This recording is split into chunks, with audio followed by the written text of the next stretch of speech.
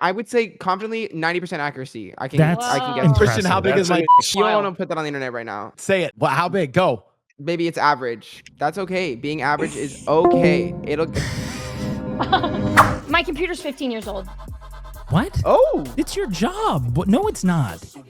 The case or the innards? The innards. The innards are 15 years old?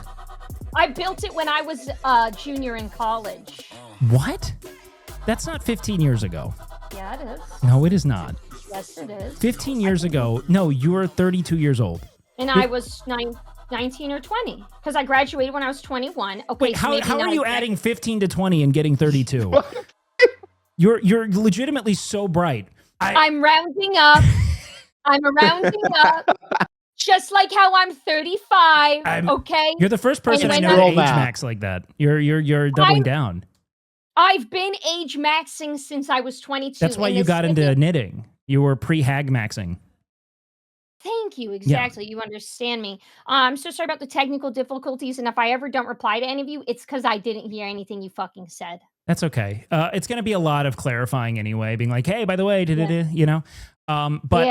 Anyways, let's go ahead and introduce our last panelist so we can get into the shit of it, guys. I cannot believe this motherfucker showed up. I'm But crying. not least, from the rafters, he descends. We have none other than Nandre. Hello. The man. Nandre, how we doing, baby? It's good to see you. Welcome in. Come on, come all. Get cozy, get settled. I'm glad to see Hello, you. gamers. Beautiful, beautiful. How are you Nandre. doing? You know, Nandre, it's Yeah, funny hit because that road. today is a day where I would love nothing more than to like explore the memification of the Bam Adebayo 83-point game. But I invited mostly the girlies and the gays in Blau. So we're in a, I don't know to what extent they care about Bam Adebayo's 83-point game. It's You Blau. know- It's Blau. I've been thinking about this podcast a lot the past couple of weeks, like, because I've been rewatching Silicon Valley. Do you want to, by the way, show? do you want to show your camera? Oh, I forgot. I didn't realize it's on because you brought me in. There it is. Where's your mustache? How long's it not been on your face? It's coming back slowly. Where's your bed? I'm in the basement now. No way. Yeah, I know. You Actually, green- check this but- out. I but do you have green-screened it? something cool. Yeah, I actually have. I got a bunch of Bro Leaf 5 disappeared. and stuff back here. Why too. is that Like, happening? No. I got a green? bunch of snacks. What the I like fuck? that. I like the redundancy of that. Yeah, okay, so Keeps you, me protected. wait, so you have snacks? Yeah, what you don't? Yeah, no, I just want to What be kind of teased. snacks you got? I want you to Wanna bring him snacks. enough for the I'm class. sucking down some Pure Leaf, no sugar, unsweetened tonight. Sucking it down. We're sucking Watching it my down. carbs, watching my carbs. I feel like only But- Liam Neeson can say sucking it down. When does he say that? I don't know. I just feel like that's something Liam Neeson would say. Yeah, he seems like a sucker. Yeah. But I was telling you, I've been watching that show Silicon Valley, Yeah, and yeah, they yeah. have a company called Pied Piper, and they were talking about the origin of the word, because you always describe yourself as the Pied Piper of late night. Yes. And somebody says that's probably not a good name for a company, because I think he was this guy, this mythical creature who kidnapped a He's bunch of deceiving. children. Yeah, no. Well, I want to evoke power and alignment with the elite. Yeah, So I'm I feel like protected. this is kind of like a little mini 1%. This is like a 1% of Twitch kind of. It's very commune. elite. We're hanging out can't- on I can't wait for the physical Little version Saint of the podcast. podcast on the island. Little That'll be Saint Pod. great. My God. welcome. That's good. Yeah. We're trying. Yeah, but the Pied Piper is. I think he's a charlatan. He's silver tongued. He's lying. He can't be trusted. It's fun. Which is nothing like you. You're a very trustworthy individual, high honor not run true. Baldur's No. Gate 3. You That's know, not- No, I like, pronounce. That's I not true. pronounce, The Pied Piper was goaded. Well, okay, listen. Oh, I think he was a what he was supposed to do was- pedophile. Like, what did- canonically a Wow. pedophile. Go ahead. Wow. he lured the rats away. Who are the That's what rats? he's supposed And, And there's Shrek good and 2. bad for sure, That's what but the I Pied feel like Piper- there's the levels to Pied- this. The Pied Piper. We know who the rats are. He's luring them away. He played the pipe and he lured the rat. It was a fucking plague thing. And he got the rats out of the fucking city. And then because the people wouldn't pay him, then he stole the children.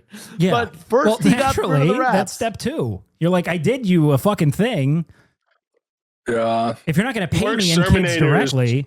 Listen, all I'm saying is he was complicated. It is tough, though, because when some guy saves your village from plague by luring the rats away, and then he comes back and he's like, that's worth 4 kids. Who are your 4 least favorite children? No. How do you How do go? you value No. 4 children? No, like, he what's the didn't- conversion Yeah, rate what's the on rat that, to too, kid you ratio know? there, you know? No, he didn't ask for payment in kids. He asked for payment. And then when they didn't pay, okay, then he stole Well, the he's kids. asking for payment so he can buy things that kids would want to play with, right? He's like, I got so many No, toys. we now. don't know if that's listen, we don't know. We Okay. don't know if the Pied Piper was.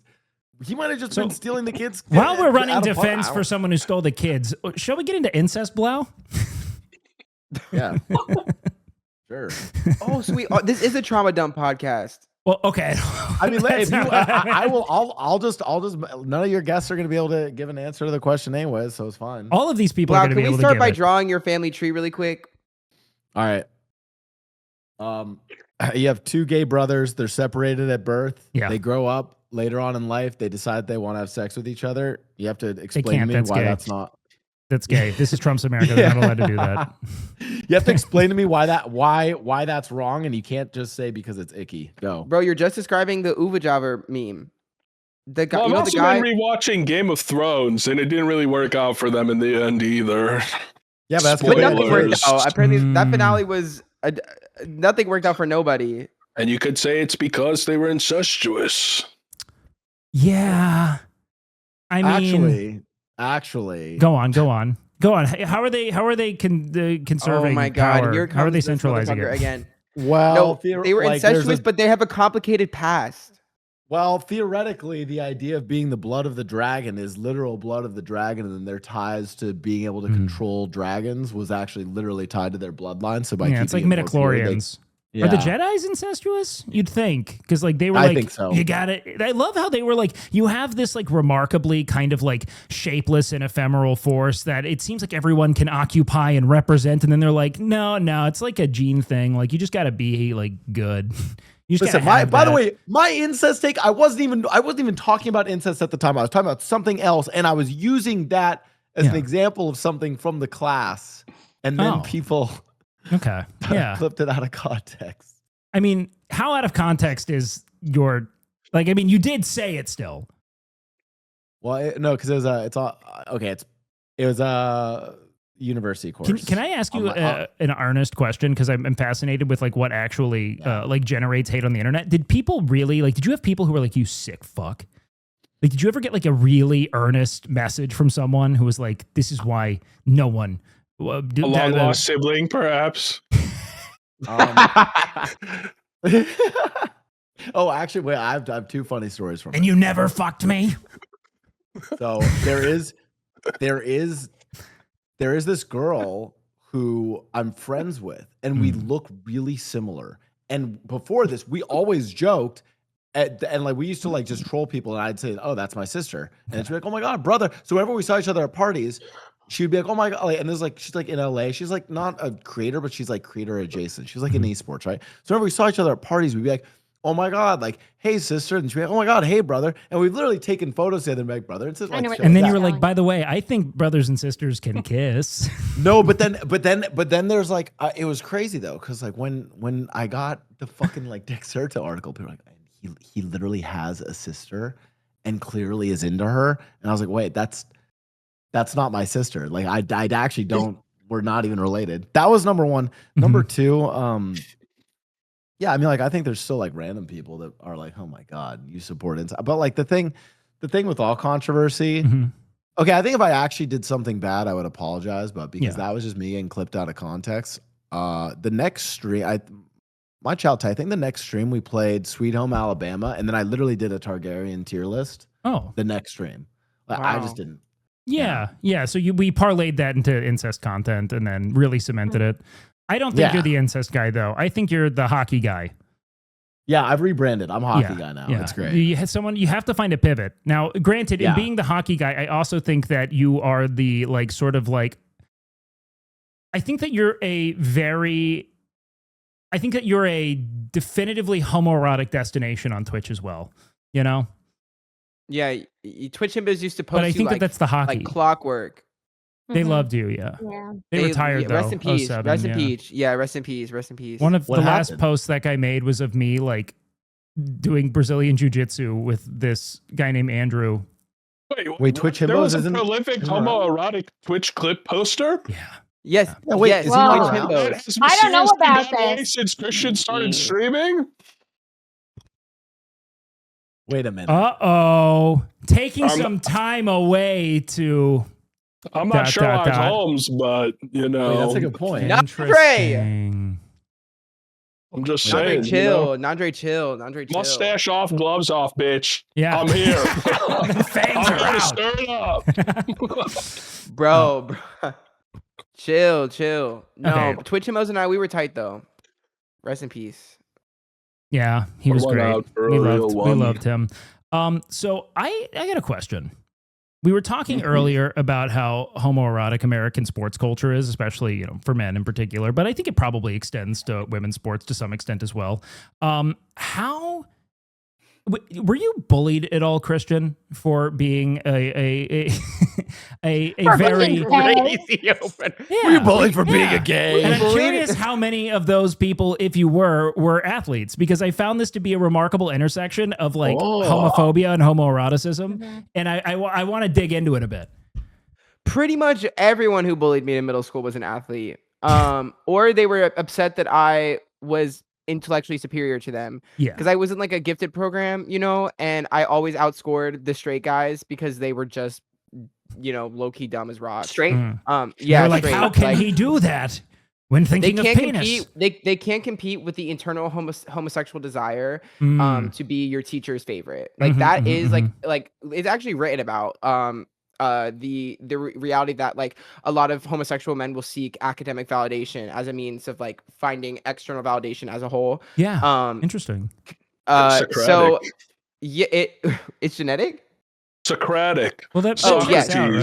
'Cause Right, you're That guy was looking really for, gay. like, I'm pretty He He sure. was gay. He was. Yeah. I said genetic.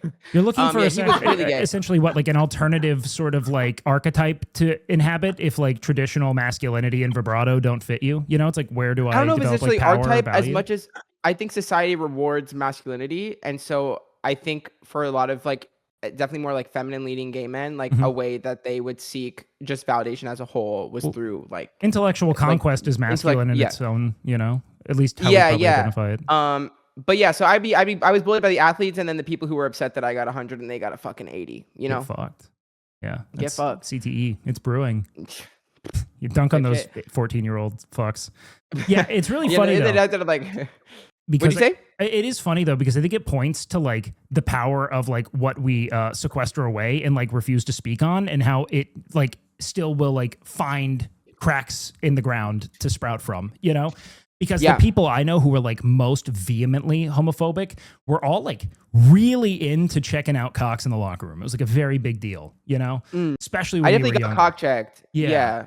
Yeah. Or they'd be like, why are you showering? Like why? Like there were like uncovered showers and then like privacy showers. And they'd be like, why are you You in guys the had privacy shower? showers? That's crazy. We didn't have that. Yeah, I was we like, had, why are all spouts. these supposedly I straight like looking men at trying to cocks in the convince me? locker room. Sorry, you liked it?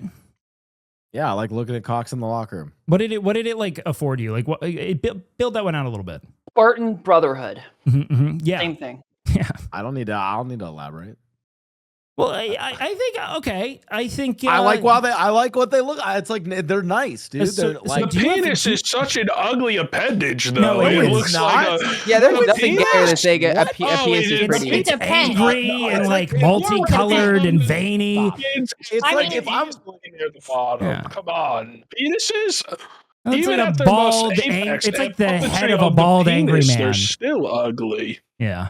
It's like if I'm Okay, walking. I see there's a lot of penis haters here. I Yeah, don't see, think if I'm in good company. Oh, Yeah, I wait, love just penis. speak on that. Speak on that, Rune. Tell them. Yeah, Tell wait. because they look nice. Yeah. Let's get into the aesthetic, like the intrinsic aesthetic value of the penis. So I went to art school. I have an Yeah. art degree. Sorry, every time I lag out, I just start doing this so that you know I'm lagging out. Okay. So I started doing live figure drawing when I was in high school. So I started seeing penises when I was in high school. I hadn't Mhm. even seen one like in a like a personal setting yet. This Okay. was just, I went from 0 to now I'm drawing them. That's crazy. So this was like you were hot out of your first kiss at 18 years old with the guy who went to a different school, and then they were like, "Here's a penis." This is prior. No, this is prior. Okay, got it. Wow. So I started pre-kiss. doing. Yeah. I started doing like figure drawing when I was 14. You were cock Oh. before kiss is crazy. Yeah. Thank you so much. I know I'm built different. My dad was not happy about it, but also my mom's an artist, so he got over it. Okay, But yeah. I never saw a penis on the models and was like, ew, what the fuck? You know what I mean? Like, Yeah. I was never like offended by how they, and I think the human body is so unique and beautiful in so many ways. It's like, I'm not a foot person at all. But sometimes I look at people's body parts and I'm like, I would draw that foot. Yeah, That's a okay. beautiful foot. Or like I see their hand, or like I see the curvature of like this or that, or their belly, or whatever. Like it's like I think there are beautiful parts on Belly. humans, and lady bits like look a variety of different ways, especially if Mhm. you like have seen more than porn. Yeah. Then if you've seen them in real life, you've seen probably ones without labiaplasties, and you see that they, some of them are innies and some of them are outies and some of them they got, and then, and Mhm. they all look a variety of ways. And I think they're all beautiful in their own way. And, even like a micro penis, like that's not your fault. And even if you need to give one shot, it's still beautiful in its own way. It has its Even own if aesthetic it can't value. work the same. Exactly. So, I don't think really anything about the human body is ugly, except what I will say is, I started getting pedicures recently, and I think maybe even my fucked up flat feet are okay and can be loved. Okay, And so wait, I would hold say on. all that. Absolutely. Are you soft launching interest in feet right now by saying that? No, 'Cause no, that no, was- no. I'm okay. saying what I was gonna say was I think if you have a part of your body that you're like, well, maybe I don't love how it looks, like I can't see the beauty in it. Maybe it just needs a little zhuzhing. Yeah, maybe you Maybe it need just needs a little zhuzhing. you need a Penis candy coat of zhuzh. paint on that thing, you need to get it all. Maybe you gotta do something cool with your landing strip. Maybe you gotta do a cool fucking. It's an maybe you gotta ornament put- issue. Yeah. Yeah, you Exactly. need to Accessorize. yeah, you need to accessorize your cock. Exactly. Get the Prince Albert, maybe then. I think a good penis is Yeah. like finding a good stick when you're going hiking. You see a good stick and you're like, wow, that's a nice stick. Nice I call that sticks are husband so dick. much better. Wait, that's what- finding a nice stick Yeah, is you find so it- much better. Okay. Yeah, and then you Nice go in the sticks locker are like, like damn, big- that's a nice cock. That's how I view So, them. wait, and hold I on. don't like vaginas. No, wait. Okay, I'm gonna be honest. I you actually gay? was about Are to you talk gay? about this, Blau, because I think Well, that there's Jen, something. what I always fucking- noticed this. This was very common amongst like men in sports that I noticed, where people would people would be talking to locker and be like, "Dude, no vagina looks good," and I'm like, "Do you like them? Like, what do you mean? Like, what do you? That's not a normal position. I feel like to have as a vagina liker." Okay, know? first of all, I'm straight. Second of all, the first like I watched Star Wars growing up. I think a vagina looks like a sarlacc pit. Okay, I don't know what's fucking don't- in there. Hey, okay, can I say I don't something? know. I have to tell you something. I hate to tell you this. I don't think you're straight. I think you're actually Yeah, gay. this is the bro. gayest shit I've ever heard, by the Yeah, way. that is the This is gayest gay thing I have shit. ever heard. Austin, by the way, I just told Everyone Austin your knows this is argument, actually and he gay. literally, I told Austin your argument, and genuinely his reaction immediately was, yeah. Yes, thank you, Yeah. Austin. Austin will support me here. So first of all, they look like a fucking sarlacc pit. I don't know what's in there. The fucking Ethiopian tubes, But you like the still go fucking in there. Whatever else. But you still venture I think into that vaginas good are night. beautiful. I'm Yeah, not I'm sexually not attracted to gay. vaginas. I think they're beautiful. You I would took a not feminist exist inquiries without a class. vagina. That is the cradle of I don't life. think that so guy's what's- straight. Wait, you're I describing think that it like guy's gay. you're describing So it like Christian- like deeply internal Chinese street food. You're like, I don't want to know anything about it. I just want to have it. Yeah, I think No, you man. have womb Where envy, Blau. I think you Also, have Christian, womb envy. Christian Kid said that he thinks that they're beautiful and he's gay. Okay, but it sounds I like then you're- think that they're not beautiful and Well, I'm no. straight. First of all, it sounds like you're not an eater, so I don't think you have any right to even go near them in the first Gay, place. gay. Yeah, You have no Why- right to go hold on, anywhere wait, near them in the first place. wait. Intervening as admin here. Blau, what are your thoughts on the asshole? What's that? What are your thoughts on the asshole? I think it's great. He's gay. I'm gonna He's flip my so fucking gay. desk. This is gay drifting. This is homosexual fucking drifting. This is some bullshit. This is some bullshit. I love it. Also, love I what don't. it Why? does. Also, you say I'm not an eater. What? Like what? What am I supposed? Why would I go down on a girl? Explain to me. Go. Okay, so you're asking for the value proposition. What Got do it. you mean? Why would you go? What? Because that shit tastes like pineapples, motherfucker. It's awesome. What does that do? What does that do for her? True. What does it do Like, for you? Good Wow, what does it do question. for you? Good question, motherfucker? Blau. Let's Bro, explore you're What does that. it do bro. for You you? never lived in the Oh hood my or you're God. dating. I don't know. Something's happening here. All right. We're going to have to see you do some gay shit on camera. We need proof here. This is crazy. Yeah, no, you're asking Right. for like a planetary verification of homosexuality right now. I need, yeah. We need to bring him to gay courts. Blau, I'm you gonna check there? how many mutuals we have on Instagram. I'm about to check I'm how many. That's the scared. ultimate gay test. I'm scared right now because also you're telling me you've never given a woman an orgasm, and I'm scared and confused by you because I'm pretty sure you're in your 30s. Okay. Well, Blau might- first that's okay. That's crazy. Okay. You said you don't eat pussy. Right. You have no right to be calling anything fucking crazy. You just came live on stream being like, I actually think the penis is beautiful. I low-key She's the love one ass. saying, And I think you're the vagina one is accusing me ugly. of- Hello? You're the one accusing me of never giving a girl an orgasm. That's a Yeah. oh, Because you cool. said- 'cause you said- I also haven't been to the fucking lost city of Atlantis. I haven't seen a fucking unicorn, so I don't know. Wait, no. Hold on. Chat with me for a second. This is a safe Okay. space. I'm just wondering, you Yeah. said you don't see Safe a space. purpose in going down on a woman. Not right. just for yourself, but also for her. So I'm saying it sounds like you've never given a woman an orgasm, at least not by going down on her, which is Yes, which and I'm is saying that's like that you're like accusing me of never having gone to the fucking lost city of Atlantis. That's So not have a you real given- thing. No, Rune, he's That's a suggesting bit that of the a orgasm is goalpost shift, fictional. I'm not going to lie. Real They're not- He's, they're roundabout not the he's, same he's questioning thing. the legitimacy of the female orgasm. I've never okay, seen well, one. it's So real. how is it real? True. Schrodinger's orgasm. Yes, it's true. Yes. So true. But Well, you'd have what to I look will into the say- box to know if it's there or not. And he Yeah, doesn't like that. yeah. So this is a big Yeah, issue. that is. I mean, there's nothing. It's okay to be gay. I'm not gay, Yeah. guys. I think All evidence is pointing to there's at least there. Yeah, I think Kinsey you say you scale on love this. penis, you don't eat pussy.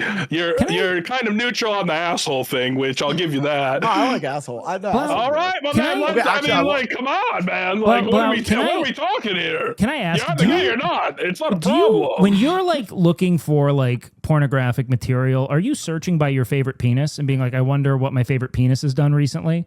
Or do you have like how- performers you enjoy? Like, How to do you what watch extent are you porn? honed in on the like aesthetic of the penis in porn? What do you type And in? how do you watch it if like the penis goes in vagina? How do you watch it? Because it's going in the thing you hate. Covered his eyes.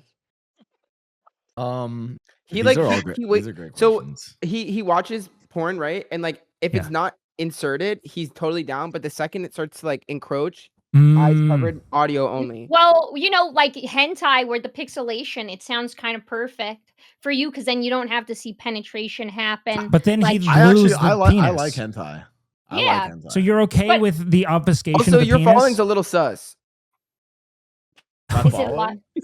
It's just a little sus. Can we? You know what I want you to do? I want you to do that thing that fucking chud dude does, where he audits people's spending. But I want you to do it with Instagram activity. Caleb Hammer. I want you to do a gay audit on people. Caleb's cool, man. Instagram. I love Caleb. Wait, is it sus because it's gay or because Yeah. of the No, girl? there's a I couple want you to men be that Caleb Instagram following Hammer. where That's I what I question want. how you met them. That's all. You are Caleb Hammer. The guys or the girls? The guys. DM me. And I just want to say, And now you're I'm not asking trying our, to be our mean. star twink to I was- DM you. This is Sorry. I did want to say, by the way, I was rage baiting about the going down on a girl. We know. I was gonna say I did go down on a girl once, but Okay. I got glitter Once. all over my mouth. It was bad. who did you eat? What?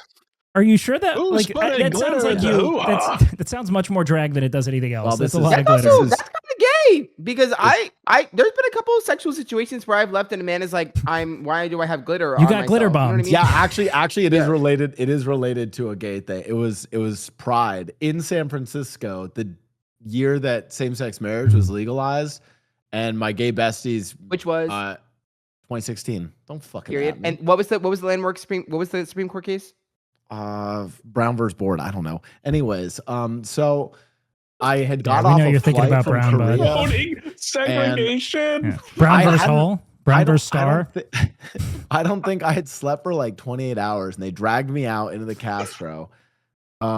I think I was wearing just like women's underwear. See, or some none of shit. this sounds like you are creating I know. By the way, I'm straight. I'm circumstance straight, by the way. that Pause. denies consent right now. You're like, I was tired. I wasn't thinking straight. I hadn't slept. Anyways, I got hated glitter bombed on my dick, and I got glitter bombed on my like dick and balls, and I had glitter everywhere. So how can we explain how the glitter got to the dick and balls?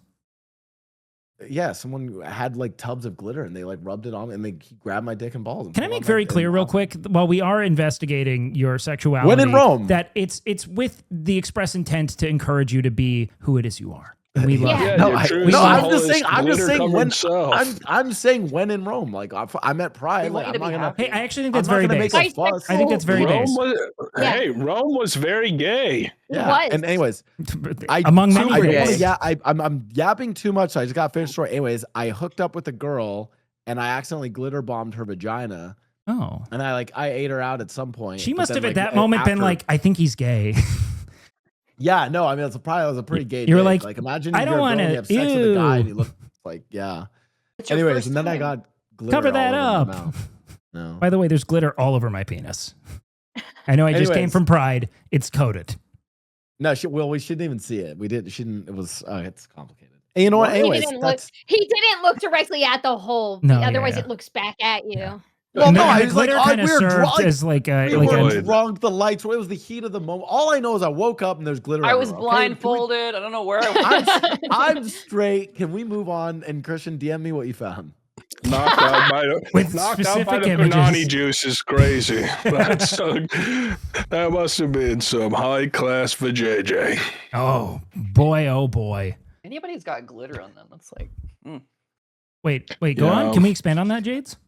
I don't really use glitter, but I feel like if I did, I would be like trying to slut it up. That's like a real. Oh, so glitter's like it's like a consumable for. Absolutely. Yeah. Okay. Yeah. Like it's like +5 charisma or something.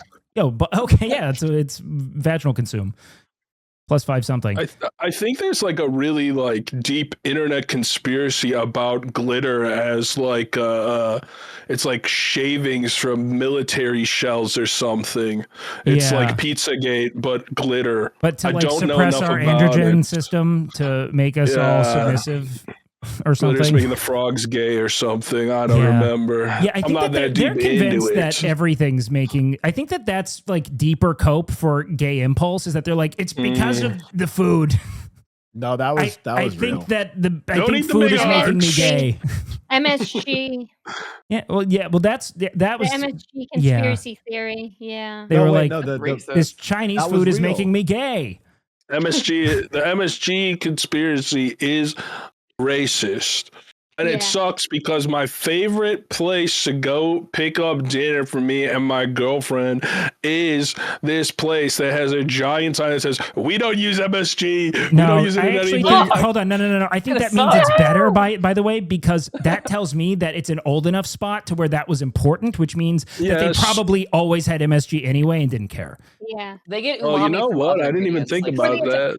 Or they had to overcompensate by getting better at cooking because then they didn't have to worry about the flavor, because it's a flavor enhancer. I mean, you still need to be good at cooking. It's a flavor enhancer. I put I have a giant jar of everything. Yeah. I literally have a giant jar, and it is my most used thing in the kitchen. It's the best. No, it is.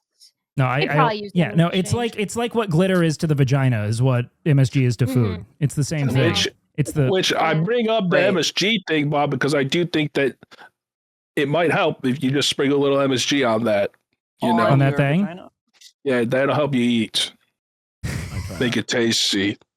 I will also say, flavor. I'm going to rebuke on your position a little bit, and I say this is like, so when Nandre says eating pussy is great, I feel like in the event that my partner didn't like it, I would not care to eat pussy, and I feel that way about most oral sex. Like I only care about it because they like it. You know what I mean? Yeah. Like mechanically, it's whatever. Like I would rub your belly button in a circle I would find that hot if you were enjoying it. You know what I mean? Yeah. Okay, so we're on this because I feel like when guys are like, I just love eating pussy. I feel like that's the tote bag kind of behavior. That's the character on Sopranos. Yeah. What I will say is, I think there's people on both sides of the aisle, but I think all that matters at the end of the day is, ideally you will enjoy watching your partner enjoy themselves, and so that's why you do the things, and maybe you also enjoy doing it regardless. But if your partner was like, hey, I don't like this, you would then be like, even though I like doing this, I'm not going to do it because they're not into it. Yeah, So like, it's like, you're either there I or know you're that there. Blau has never experienced this, but I get pleasure from pleasuring someone else. yeah. That's truly what happens. It's But, like like- that's like the goal. I think. But like, I also couldn't imagine. I don't know if like because we all self-select to be streamers, we care about performance and like validation given through performance or something. But like, I couldn't imagine meeting people who don't feel that way. But I've met a lot of people who like that, who are just like, I just want to get head, and that's all I like. And I'm like, what? Like, I've been built like this since before Twitch existed. So I think it's a personal thing. yeah. But I would say maybe if somebody makes it their whole personality trait, I would say Mhm. then, yeah, maybe you don't actually like it. And that, because like it doesn't come up Mhm. in my daily conversation, the things I like to do. I'm not Mhm. like, oh, yeah, guys, I fucking love doing this. I love doing this one specific thing. Believe me. I'm the best at it. I am loving it the Yeah, most. but that no. you've never I seen think that it anybody- becomes like a marketing strategy, essentially, where they're Yeah, and like, that's this is not what I'm good. into, by the way. But Yeah. I feel like it's offered contextually, typically. Like, it's not Yeah. like totally out of place. It's just very like performative. Like, I don't know. It's like, do you like Yeah, it? I like it if you like in it. general, getting blowjobs is kind of awkward. Oh, I don't know where to like put my it. hands. Yeah, I 'Cause you're I'm just not like, a fan. Do I You just sit here and like rub your hair? read a book. But like, I can't like talk with you, I I don't think, have and that's one, the I don't thing. know. Like, Yeah, I you're think just the like, "Thanks. silence of Thank head you." is uncomfortable to me. Like, it doesn't work. Keep going. Good job. I need, Well, maybe I'm like, maybe you just need to make more. Maybe you just need to be free to, What I do don't you- know, wait, make more. I'm have more. 31. What do you I've- mean the fucking silence of it? Who are you, bro? If you're getting good head, they're jerking it, and then like they're coming Resident up, and then they're like coming Blowjob up, expert and is then they're like, talking. they're like, bro, dude, they're jerking And it, they're and like, they come "Fuck, up, dude." they lock eye contact with you, and they say something hot, like, "Oh my god, fucking think about the 1980 U.S. Olympic hockey team," and then they start jerking it again Yeah. and sucking on again. They But, come like, up, they that's come kind up of to the thing. dirty Like, talk. you're describing okay? that the You're coming not up. just there the whole because time. that's the good part is when they come up. Like, I would just prefer you like jerk me off. Honestly, I just Well- I don't care, because then we could shoot the Yeah. shit, and I can like Well, if I may, also, if I may, Actually, actually, and I don't want to get too pretty into this. interesting take here on that Yeah, fellatio. What do we? it's I like just those wanted to. Fortnite Kids podcast. What I do you- just, I just want to ask, like, talking aside, how is it silent? Because if there's a wet thing going into another wet thing, that's going to make sound. And so I don't see how it's silent when even just bodily sounds are going to be happening. And you know what I mean? Like, I don't need to explain. no, I think no. I lack of communication, not actual absence of sound. Yeah, I'm not talking about Okay, like it's okay. sensory deprivation, therefore Okay, I'm because I was uncomfortable. like, No. how are you? I was Sorry. like, what kind of experiences are you having where it's like the most Dry. silent? Yeah, I forget we're all autistic Head. and need really Pose strong joint head. clarification. Being a little loud down there, I'm can you keep sorry. it down a little bit down there? You know, like, It feels Make it performative. sound less wet. Yeah. It's too. I don't like how wet it sounds. Can we dry that Stop. up? Can we dry that up Yeah. a bit? This is a lot. there's Sucking something Wet dick is almost. triggering me. Sucking dick after smoking a joint with someone is Well, that is a sounds challenge we not do good. not speak on enough. Like, I've- you want yeah, to talk about I've never done silent lack of moisture? Like, the marijuana soaks dries sure. all Can that I- shit out.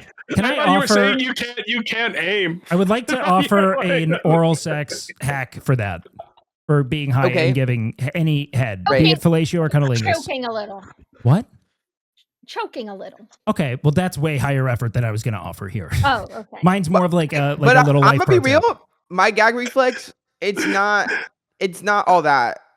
Like, I don't really gag like that. Like, I can make myself gag if I really need, like, like if I've got like, if I'm deep in there, No. but I know, because I had to I think teach Austin's probably myself how to watching have with one. just swelling with pride right now. He's like, that's my. You just gotta that's my really boyfriend. force it. And Very then, swollen, your very proud. saliva will produce more. Okay. wait. Sorry, circle back. This is actually great advice, Rune. Can we circle back to that? Yeah, one so second? I We're used to ad not- hoc to a spit on that thing, by the way. We're like Yeah. literally almost at that moment. I Blau used to is not have a taking gag fastidious reflex. notes. Okay. And it scared me because I thought to myself, what if one day I accidentally eat like something poisonous, like something Right. That is could kill my me? big concern. Yeah, and so I was terrified of that. I was like, I'm fucked, man. I'm fucked. And so basically for like the span of a few weeks, because it didn't matter if I like stuck my whole hand in my throat and like played with that shit, like I would not gag. Yeah. And so what I just did was for a number of nights, for over the span of a few weeks, I just like literally forced that shit and played with that shit and used like my fingers or my toothbrush until finally I started to have a gag reflex. So you can train your throat to have one.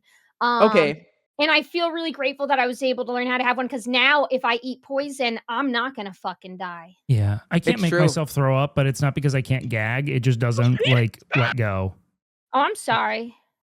I'm sorry. Wait, what just I have happened? this image of you like hitting a joint and then sucking someone's dick, and then the Yes. smoke like blows Yeah. out on the dick or through Yeah. your nose while you're smoking. I personally wasn't Wait. imagining you sucking a penis, and I'd like you to know that.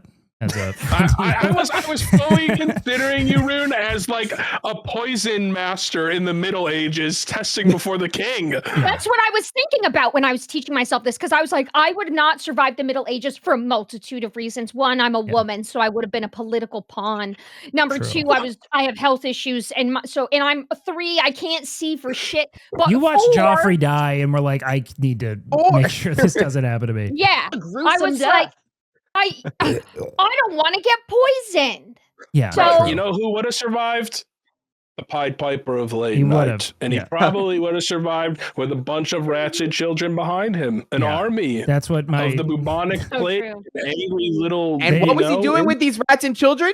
According to Blau, it's hearsay. It's Yeah. complicated. He was. It's complicated. He we was don't know. hanging He out. was, he was, Making out he was YouTube, I'll tell helping you that people from the much. plague first. Okay. yeah. Right. He was stopping the plague first, and then True. he took the children. They're Okay. independent events. Yeah. Yeah. One would say that multiple, like hundreds of children, is a plague unto itself. Yeah, Yeah. you know what? Now we're really trying to scale tragedies here. You know, which is worse, 100 kids or 100 cases of the bubonic plague? Next one we Mr. will- Beast 100 video. kids. Yeah. Next. So I was just gonna say that you should chew a piece of gum because it makes you salivate. But like, yeah, you can also like gag on it. I guess I don't know. It's You could train from a young age to be Yeah. a poison master. yeah, you could gradually Same thing. inoculate a number of poisons through sustained like intake. But no, I just chew gum. I don't own gum. Well, yeah, you buy it. It's at a lot of stores. No, I know. It's just that's not something I considered. So like, yeah, Mhm. like if Yeah, I don't I really wanted keep to gum like around either. give I'm more of head a and I mint was girl, to high, be I would like honest. chew gum. That's still an oral demeculant mince. So it You makes just got me salivate. demeculanted, bro. You got Demeculant. demeculanted. Yeah. I'm gonna just The casually demeculants say are that. flying No. out and sucking the soul out of Pardon me. me, I gotta pop a demeculant. Okay. It's- Harry Potter fought the demeculants. Wait, have you Demeculant. wait, then they're like- have you Sorry, have you what- gone into Trimex yet? No. What? Oh, the shit you shoot into your cock to make it hard. Oh, I heard No, about that Triscuits. terrifies me so much. I don't. If you Wow, want to have take, you invested? what do you mean What is this? invested? Is this a like? I feel like you have to be going to a lot of orgies to get into this. It's an injection for your I dick, mean, right? Yeah. It's The like thought of rubbing it in still your going into my penis. penis makes me legitimately It's shiver. like, it's like insulin. You just keep You it put the it in fridge. your peepus? What am I? Yeah. Oh, it's in. What is this? Trimex. So How it's do- like you. how do I spell you, this? You don't smell it. So you inject No, it. how do I into your penis. spell it? Oh, TRIMEX, I think. TRI. Oh, I'm probably butchering that. Someone in chat will know. Clav said his dick turned orange when he injected that. Oh God. I think that we also have an epidemic of like hyper pornographied sexual psyches and like just a bludgeoning of receptivity and then people going to like pharmacological pathways to solve a problem that's just like yeah. based on a behavior that you're kind of tethered Yup. to neurochemically. Yup. Like- Peptides. Bro, how crazy Oh my God, sex I got a drive lot do on you have to peptides. have to Peptides. put Trimex a is like the needle in your peptides of penis. dick? That's crazy. I think it's for so like the time I learned about Trimex when we were at that porn party. Christian, do you remember that? It was like the Yes. with the and that guy couldn't get hard. It was like the main event Right. and I was Right. talking with this guy Joey who you One- guys did drag yeah. brunch with. You remember? Like, Yeah, you know we- Joey, right? Yeah, Joey Mills. We Okay. have to premise. Wake and I. Yes, we did attend a porn party together. Yeah. Peach was also there. Yeah. Peach was there. And Sear was there as well. Simply is was this the also one there. From simply a really like, long time ago? I'd say maybe like a year ago, not quite, Okay, like yeah. 8 months ago. Yeah. I remember. And there was this main event, right? It was incredibly soft. No, He it was so soft. It was like really like was teething. You're talking about he was sucked up in his abdomen soft. Yeah. No, you know what? I mean, he's a porn star, so I don't think it goes that far in. It was, it was still, it still had hang, but like it was still, he was hung, yeah. But it was hung. It was hanging. The thing that I was most struck by is that, like, I, as a man who's once failed the call to action, I could see the cycle manifesting in his brain where it's like, she's going so hard now to try to get him hard. And so he now feels a duty to hardness, and that precludes getting hard. Like, you can't, they're mutually exclusive. You can't feel duty to hardness and get hard simultaneously. It's impossible. And so you're watching this woman put her whole pussy into it. I mean, like, really giving it her all. Genuinely. In front of like a coliseum of spectators. It was truly, and this man is trying to, but it's not going anywhere. And then a literal little person goes in and like fucks 2 people in front of them spontaneously as like a tap in, like it's WWE style. Around. Are you not impressed? Yeah. And like just mog the shit out of this dude. And then he gets out. So he like taps in, fucks, comes, and gets out in the time this man is still flaccid. And eventually they like pretend he came in the whole spectacle, right? They gotta have a combination event where it's like the Royal Rumble and an orgy. So it's professional wrestling and professional fucking at the same time. That's a type of porn. That's a type of porn. Go on. Can you illuminate that? Can you? Well, when I was every fucking good idea has been made already. When I was younger, that was a kind I watched. I feel like you're just describing like the social apex of the West Hollywood circuit gay experience. Like, it feels like just like the very, like, that's like competitive. It's like, it's when you, in like retrospect, it's like the least hot thing ever. No offense, I'm not king shaming, but it's like literally 2 naked people and then they're like, 1, 2, 3, go! And like, of course, like, the girl's always like, oh no, like I can't. And it's like, girl, you could fuck, like, this is a twink. You can overpower this dude so easily. He is a waif of an existence. You can dominate him, but they never do. They never do. Well, maybe, but if it's a girl and a girl, then typically there is a woman getting dominated. But anyways, what you described, Andre, is a genre of pornography, actually. I don't know if they still make it, but a decade ago they were making that. Congrats. No, you stumbled upon a great idea that's already been done. That is the experience of this modernity. In a nutshell, that's what it's like. Yeah, Germa already did it, bud. Germa already did it. Dream again. Germa House 2. Germa House 2. Bring in the little person. Anyways, this whole like sex party story ends with, I was talking with this guy Joey, who's apparently a very prolific porn star. Joey Mills is like the most famous gay porn, one of the most famous gay porn stars ever. Yeah, really nice guy, but he was like kind of incensed because he was like, that was unprofessional. And I remember being like, what do you mean? And he was like, you should have shot Trimax like 30 minutes ago. And I was like, what is that? And then he was like telling me all of these horror stories of like having just like a permanently like hard cock because you need like an antidote. Like you need like medical contingencies in place to ensure that you don't stay hard forever. And that to me is like, I mean, that's terrifying. That scares me a lot. Your body does eventually metabolize it for sure. So you're not like hard forever, but like if you want to get unhard, like after, like immediately, there's a way to like dissolve the Trimax essentially. How is that different, may I ask? How is that different than those hardener pills that they always advertise to old men above the age of 50? How's Trimax different than whatever the freak it's called? Viagra, that's what it's called. I think Trimax works pretty instantaneously. I've popped those. Well, those those, so like, I know the mechanism fun, I understand with like drugs like Viagra or Cialis is that like they help you get hard, but they don't make you get hard. So like, it's kind of like you still have to be aroused. Like, like you still like interesting. Okay. Like you'd still have to want to like eat the food, like it doesn't make you hungry. It just makes it easier to eat. I don't know how to else to put that. It maybe like improves blood flow in general, like circulation. Yeah, bodybuilders take it to like assist in lowering blood pressure and give them better pumps in the gym. Actually, it's like a very common like kind of like pseudo PED. But all I of this took Viagra with Molly once. Oh, that sounds like kind of like a prison of eroticism. Like you're just taking Viagra just for fun? Is it called like a penis flip or something? Can that give you a heart attack? Yeah, what's like the fun tri-state shot name for that? A Trimix. Is Molly ecstasy? Yeah, Or I is those think two so. different things? Yeah. Okay, So I you have see. to remember that we're not all cool, Blau. Do you want to like illuminate? I've never had. Oh. So what did it do? I was fucked up. I don't know what to tell you. I had a girl try to drug me with Molly. I wasn't even having Really? sex. I was like, yeah. Oh. What? Wow, are you high right now? Why would you? So you just took a Viagra to watch Netflix? Is that what you're saying? No, I was on Molly, and then it was in college. I was on Molly, and then one of my friends like, "Yeah, you want to take a Viagra too?" And I was like, "Yeah, fuck it." And this friend was, of course, a guy. That friend, Sean Cody. Friend was also it's Sean Cody, right? I mean, as a woman, I don't carry Viagra in my purse to hand out to my male friends, so it could have been a man. I had a gay friend who I had a gay friend I had just met at like a bar downtown once. We became friends after this, but I remember he was trying to suss out if I was gay, and he kept name dropping Sean Cody and was like, "Okay, so you're really not gay." That's how I found out. That's how I found out about it too. That's how I found out Who about is Sean? too. Sorry, who's Sean Cody? Okay, Sean Cody yeah, is a bud. very Look at your prolific smile. gay Look at that porn grin as star. you try to cling to some kind of exoneration right now. Sean Cody, You're trying to be the day walker of the gays right now, bro. You're kind of like Blade. You want that was an honest One foot out. Of course, I have a coffee grinder at home. Of course, I know. Sean.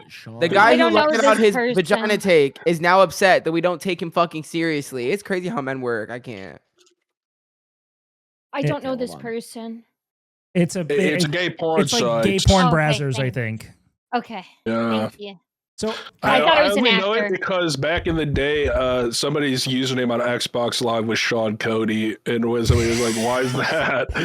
It's like Sean Cody just got a triple kill. To be fair, Sean Cody is a name I don't think would ever exist in the wild. Like it's just like no one would name two first names. Yeah, two first names. Yeah. I don't know. I googled Sean Cody gay porn. Are you live? Okay. Are you like watching gay porn right now? No, he's researching. I can see the reflection in his glasses. He's watching it. No, I'm not live. I'm not watching gay porn. I googled it in images to see who he was. And does he look cool? Is it a person as well? Like is it like I thought it was just a name. Is that eponymous? That's like named after oneself, right? Yeah. I can screenshot what I'm looking at. If you, no, I trust. Listen, and I think people can look at whatever they want to look at and still be whatever. Yeah, you can. I'm gonna be honest. You can fuck men and be straight. You can. I hate to say it. You can fuck men and still believe yourself to be straight and be straight. A lot of gays are paying porn. I've never fucked a guy. I don't think you have. I'm just saying that, like, if you were to, you can still lay claim to your straightness. I think. My dick has touched another guy's dick, but I've never fucked a guy. You just keep getting closer and closer. We're gonna be ending this. We're gonna end this. The little bar between you and Christian's video cameras is gonna just disappear. It's gonna be like a little scene or something. I don't know. You're tip to tip. You're touching dicks. All right, yeah. What's going on here, bud? Handshakes. This is crazy. You're so close. I had a threesome, and it's like that naturally. It's like in a. Oh my god, good for her. That is not what you do. Not have to touch dicks in a threesome. Well, it depends what kind of thing they're doing. Yeah, thank you. And it depends on how gifted you are. True. Well, it just depends what thing they're doing together. I guess you could. She wanted to suck both of our dicks at the same time. Oh, okay. Well, there's that too. And what am I gonna do? Am I gonna deny that? Yeah. So she wanted to double barrel, is what you're saying? Like, what you think? You think I'm a homophobe? No, I'm not. Yeah, because I'm trying to serve my lady. Yeah, my lady wants me to have sex with him. I know entirely too much now about what you do with your penis, bro. You know, I've heard everything. I'm really grateful for you sharing so bravely. It is great. Yeah. I really do love it. Well, and I don't think that makes you gay that you did that at all. I feel like how else are you going to be doing that thing with another guy and a girl, like, and you expect it to never touch? Like, that would be weird if you were like, ew, I don't want it to touch. Like, then don't have that set up with another lady and another man. Then you know what I mean? So like, I will say how I don't know what else you would expect unless you put a force field around also, it. like, I don't care. Like, I don't think it's intrinsically gay to have touched. I guess. No, it's definitely not. Now it could be very gay, but it does not. It is not necessarily gay. It's all about. It's pretty close though. It's it is more gay than not. I can say that. Really? I am the straightest person there is. I think I'm the straightest. Say it again, but a little different. The straightest person? I went into the gayest club in Manhattan. You can't put that belt on until you start munching box. All right, that's the deal. I think. Listen. No, Christian, hear me out. You like hockey. I'm so straight that I'm okay doing gay shit. No, that is a logical fallacy. That is a logical fallacy. But you won't do straight shit. No, like it's like someone could be like, yo, you want like I've said I would fuck a guy in the ass. I would do it. Okay. Not because I'd enjoy it, but just to prove that I could do it. But like, why are you treating it like? Why are you treating it like the fucking ice bucket challenge? Like, what is that? What do you mean? Right, literally, like what? To prove to who? Blau? I don't know. Who are we dunking on by fucking a man? I don't know. But going down on a woman is too far. Yeah, who's put you in the corner where they're like, all right, Blau, you can either not fuck this ass, or like you can fuck this ass and like who was putting you in that situation? Why did we climb Mount Everest? Explain that to me. My question Why for are you is explain that to me. Like, Mount Everest isn't a twink in the bathroom of a fucking Beverly Hills club. No, right. It's not it. That's even ballparking to anal. The only thing that's similar is that they're both using inhalants. That's it. It wasn't pounding ass at the top of Everest. Okay, there's not enough oxygen, and there's definitely not enough lube. You sub out the oxygen tank for some poppers, and it's getting, I guess, a little mechanically similar. But they both involve. You like poppers? Me? Huh? Anyone? I've never had them. I've never. Wait. So I don't think I've ever used a popper, but I've used like smelling salts. Are they similar? Honestly. I'm pretty sure you smell poppers. Sex is a weird experience. It's diabolical, in my opinion. What? Can I ask a really potentially insensitive question, but one I'm very curious about with poppers? Does it make it easier to poop? Yes. Interesting. Okay. That sounds like a very double-edged sword. Your asshole. Bottoms really I just have to put how in far work. up it loosens it, because like I feel like when I imagine poop in my body traveling around, it's like a giant train track across Osaka. See, in my brain, it's like Magic School Bus. You know, like I see it through that lens of like it's like Osmosis Jones, like Fantastic Voyage, Osmosis Jones thing. Yeah. So I don't feel like the popper goes all the way up into my. It's a muscle relaxant, so it like relaxes your shit. But you smell it, right? You sniff it. You smell it. Yeah. See, that's so to me. That's so. I saw a TikTok once where Mitch McConnell, this gay guy, was dancing on Mitch McConnell green screen and kept giving him poppers. It was awesome. That's incredible. Was Mitch doing like a loop where he was like sniffing something? He was like this. you know when he starts rocking a little bit, when you feel like it might be it. This might be the one. Yeah, he might. I think he's about to go down. I can feel it. I'm waiting for it. Yeah, no, I think that like the whole premise of like, because if that does make it easier to poop, to like, then you need to not have poop to poop, which makes bottoming just such an advanced like you have to be like it's so deliberate. I really do think that there's more love to that than there is any heterosexual. Being a bottom is a labor of love, 1,000%. Yeah, it's so much work. I feel like I would be a head main. Fiber. I'd be a head main if I were gay. Psyllium husk powder. I disagree. Yes. Is the trick. Psyllium husk is good for like Psyllium everything though. By the way, you're out of control.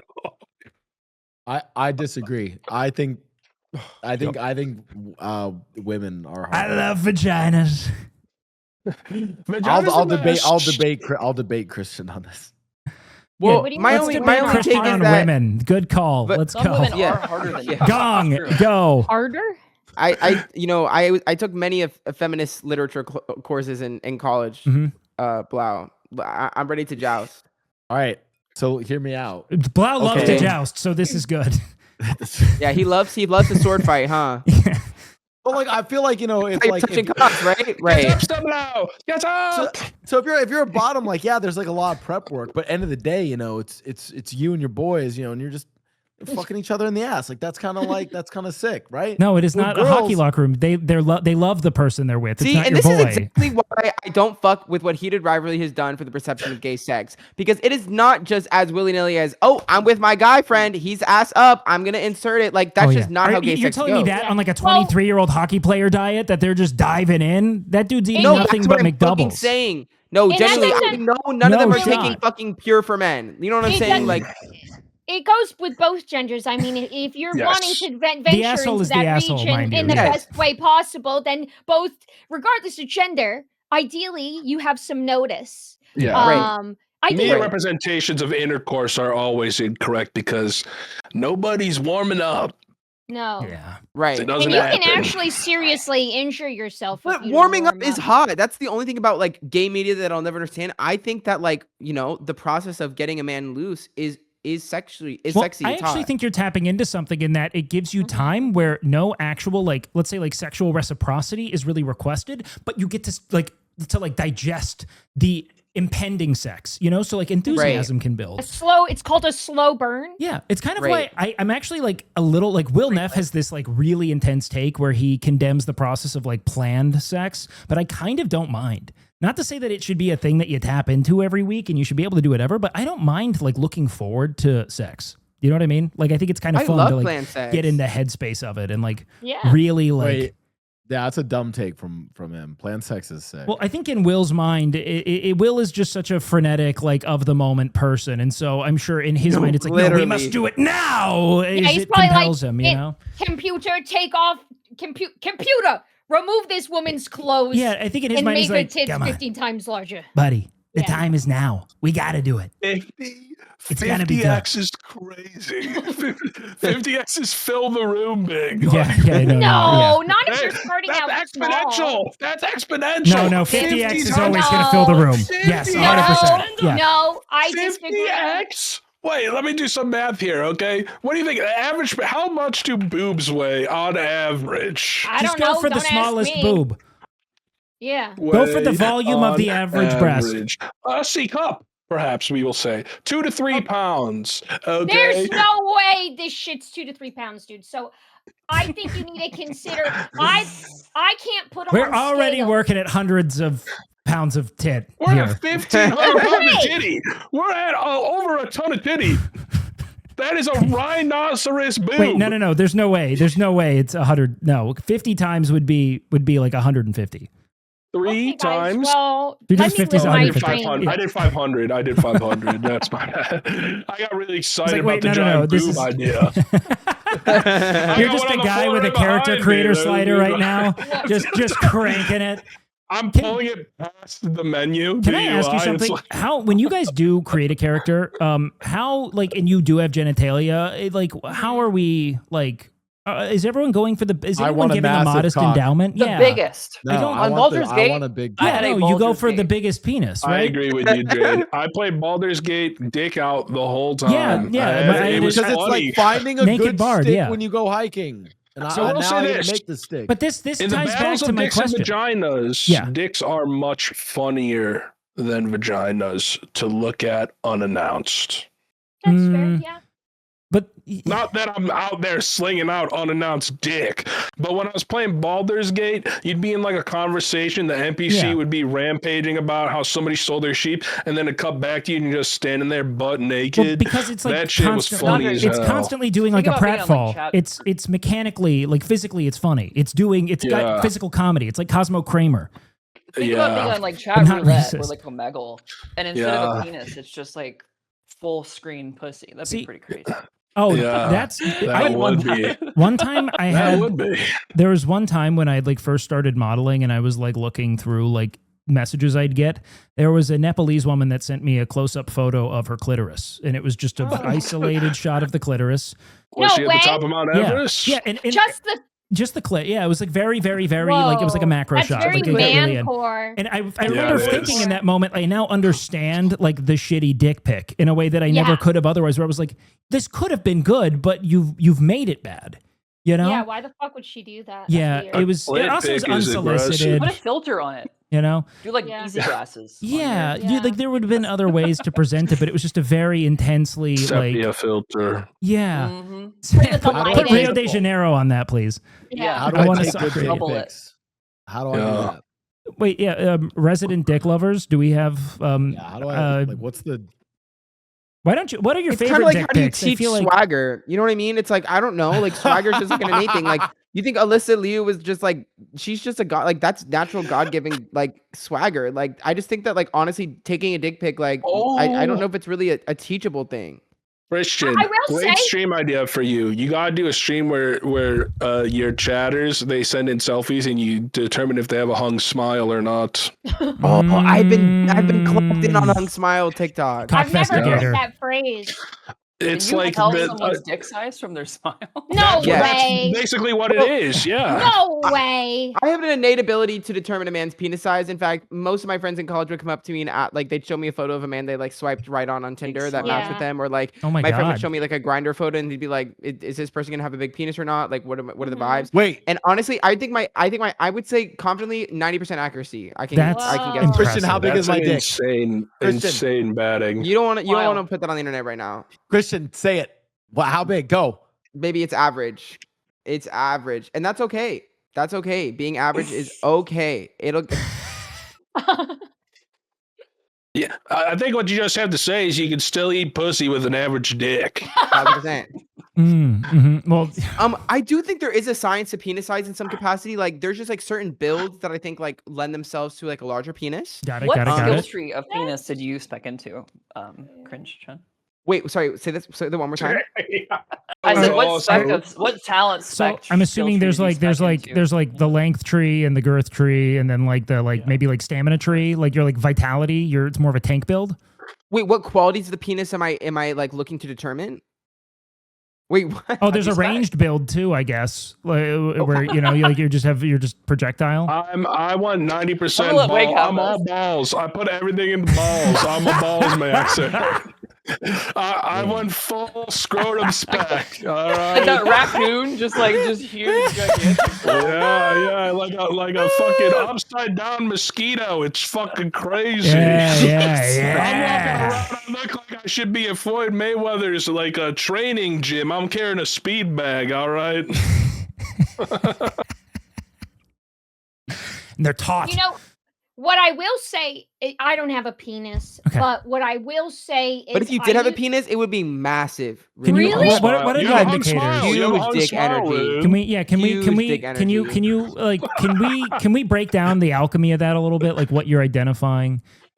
Yeah, why do you? Because I feel like mine would be small, and it's okay to have a small penis, but I feel like mine would be small because like I don't have like big feminine assets, and so I just think like if we, like put that into like convert me. I think you would have such a big penis, you'd be like really apologetic about it in a way that was almost, you'd be like, I'm so sorry. I know that this is just so big. That's so true. That's so true. Oh my God, I'm so sorry. I know that no one, I'm so sorry. That it couldn't get fully hard like that. No, like you couldn't, like it was like a pain to deal with, That's like the vibe. So big that it's a pain to deal with, but not so big. Like clumsy nerd who awakens to this power at like 23. You don't like doing roller coasters because it hurts, kind of deal. Yeah. Oh, or I'm like, I can't wear these pants because it shows off too much, and I don't want to be inappropriate at work. Yeah. Thank you so much, Christian.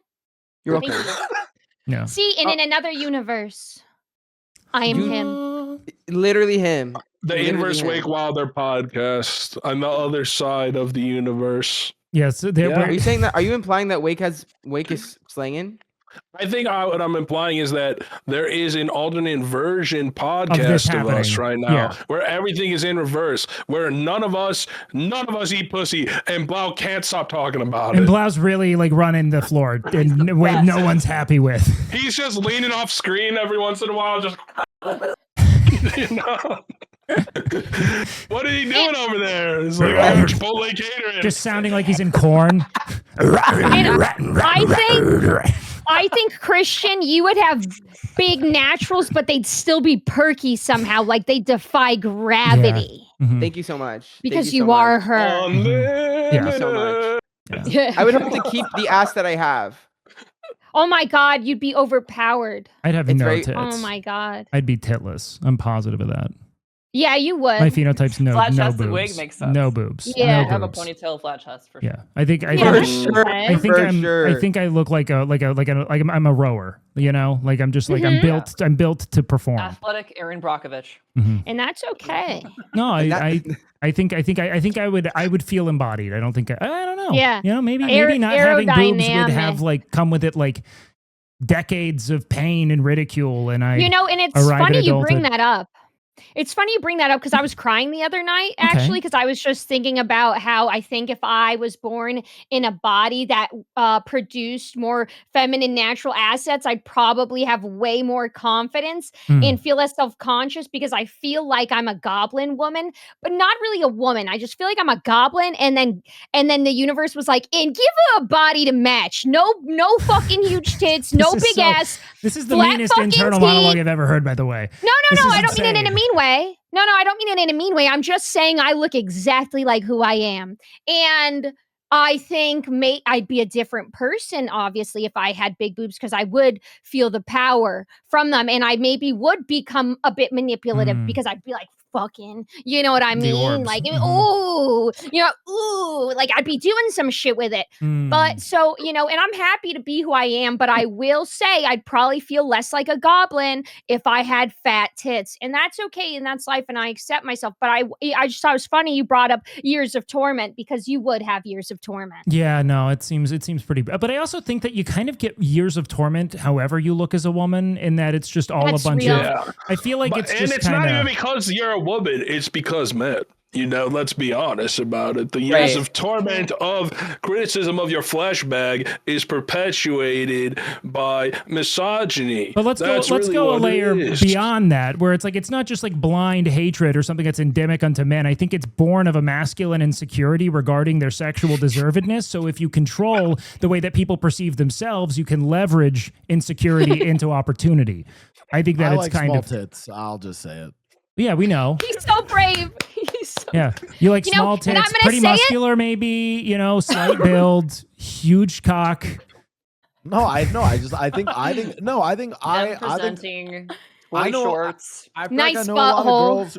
I know girls where they're like, oh my God, my tits are so small. I'm like, no, like a lot of that for like the 5 straight guys in the chat would probably agree that like small titties can look great. I love small titties. I mean, you don't give a fuck either way because the lights are off. Sure. You don't want to see the box. So let me rephrase this in a way. Let's see if we can find common ground here. Okay. All boobs. You sound like Tony Soprano right now. I just need to know. Let's see if we can find some common ground here. Well, I don't think we're gonna talk about Christopher. There's no such thing as a bad boob. What the fuck? No, there isn't. Tiny or if they're giant, like boobs rule. Well, no, boobs I think are like the top tier. I think that to be really interested in one body part is to be like deeply unimaginative and lame. You know what I mean? Like if I meet someone, have arcs. That's you have to have fine. body I'll part take all the desire boobs that arcs. Wig was gonna get. Give me the Change boobs. every 3 I'll or take 4 the years. boobs. yeah, no, No, I'd you be would. happy. You'd have a nice rack. Oh, Dude, I believe. Nandre would be endowed. Nandre would have beautiful absolutely. arms. Yeah. Childbearing hips. Yeah. My thing is that Nice. I feel like from doing streaming so much, I have divorced myself from opinions of my flesh bag so much. Like I do not care anymore. Yeah. I'm on a full dissociative level. Like you go through a cycle where it's like at the beginning you're so self-conscious about how you look always on stream and everything. I don't give a fuck anymore. Oh, yeah, and it dude. applies to stream and outside of it too. It's like I really could care less. Oftentimes in Twitter beef, somebody will be like, "You're such a fat slob." I'll be like what? Okay, Well, you're people still call me a tweeting about me, refrigerator. bitch. You know what And I mean? that's true. Do you think that part of that comes from having like a viable vehicle to like receive validation for things beyond the flesh? Absolutely. That is 100% a huge part of it. Because let's be honest, when you brought up earlier, you said that you brought up validation in streaming very briefly when we were transitioning between topics. But I think that is the key engine to this industry, or people who succeed and personalities that are attracted to it. Well, yeah, it's people. I think that any yen for celebrity is like fed by an undercurrent of vacancy. Like it's like I have something I need to fill. Even in the event that you have a healthier relationship to it, you know, like I like to think I have a fairly healthy relationship to streaming. I didn't get into it until I was much older, didn't really endeavor to do it. But even still, there's enough of me to keep going live and to be affected when it's not going well and to feel good when it is going well. And truly healthy people are like, they did their 4 years. They got a job that was sensible. They married the person they loved when they were 20. They weren't constantly prying and like, you know, opining about the possibility of something more or uncommon. And I think that that's an important distinction. Like nothing about this is intrinsically healthy, you know? Yes. Not to dunk. I just think it's like a thing that. But yeah, I'd have huge fucking titties and sick heads. Yeah. I'd have really, really deep arched feet. Wow. You can do that, you know. I got plantar fascia right now, but these things are. I got barefoot in the kitchen slappers right now. Oh, you too? You have flat feet, girl? Me too. I don't know what my feet bad. are. Mine are really bad. I'm knock-kneed because of how pain. You get bad pain, and it's like this, and you got full contact with earth. I have like long toes. I don't know how else to put this. Like my toes are kind of like I don't like.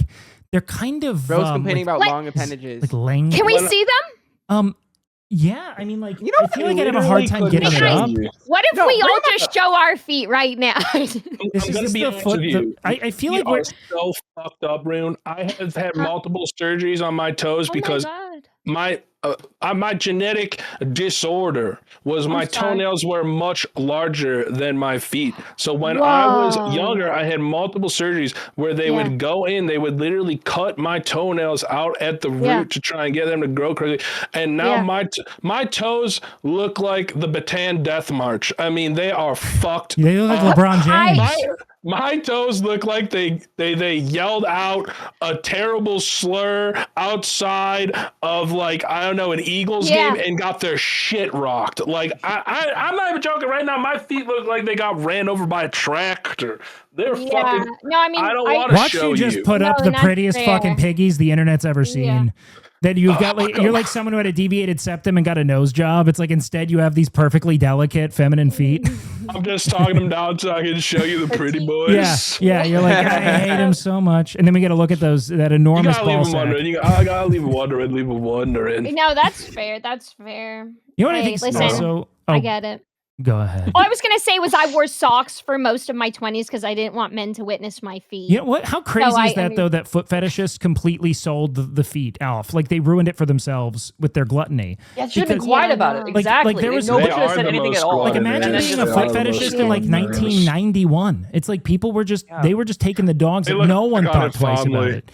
And then I'll tell you what it was. It was a bunch of the internet. Once you get a bunch of socially maladjusted, horny like adults in one place, and there's like, show me your feet. I will pay anything to see your feet. Please let me get a look at those dogs. Show the little piggies. Let me oink for them. Like that's when you ruined you spoiled the broth. Yeah.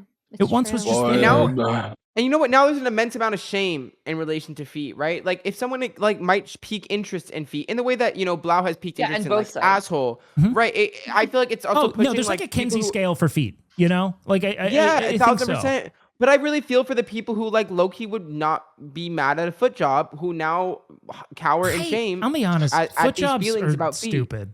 Like, let's get Blau's opinion on a foot job, guys. We need to ask. Not only that, but I want to know what you feel about behind the knee jobs. We call those Mo jobs because my friend from Australia, Mo, really likes behind the knee jobs. I don't know how to say this without it being maybe offensive, but that sounds incredibly Japanese. He's Greek. Like it just like the idea of it seems like something I'd see exclusively in hentai. Do you know what I mean? Well, yeah, but I feel like here's my stance on it before we hear what Blau has to say. I think there's nothing wrong with using any part of your partner's body who you love to do the thing, because if you love them, you're attracted to all parts of them. So if you want to use whatever part, I think that's beautiful because it's like, oh my God, I'm so into you that I love all of you. So and that's all I'm going to say. Yeah, period. And if I stretch my boyfriend's weenus so that it perfectly and you want to use it, use it. I have a huge one. Yeah, oh my God. The thing is that it's like wieldy, you know, like it has like girth, like you can really. I feel like this is where all that extra ball went. Yeah, no, that's that skin quality. That's that scrote you were talking about. If I pull on it enough, that a ball just will appear, you know. Why do people love armpits so much? That's a good question. I feel like I don't know. I feel like it's just like it is an intimate thing maybe to see. It's the I don't know. Well, no, I think enjoying sniffing an armpit is way different than wanting to fuck an armpit. But I also don't have a penis, so I wouldn't know. But I've always wanted to have one.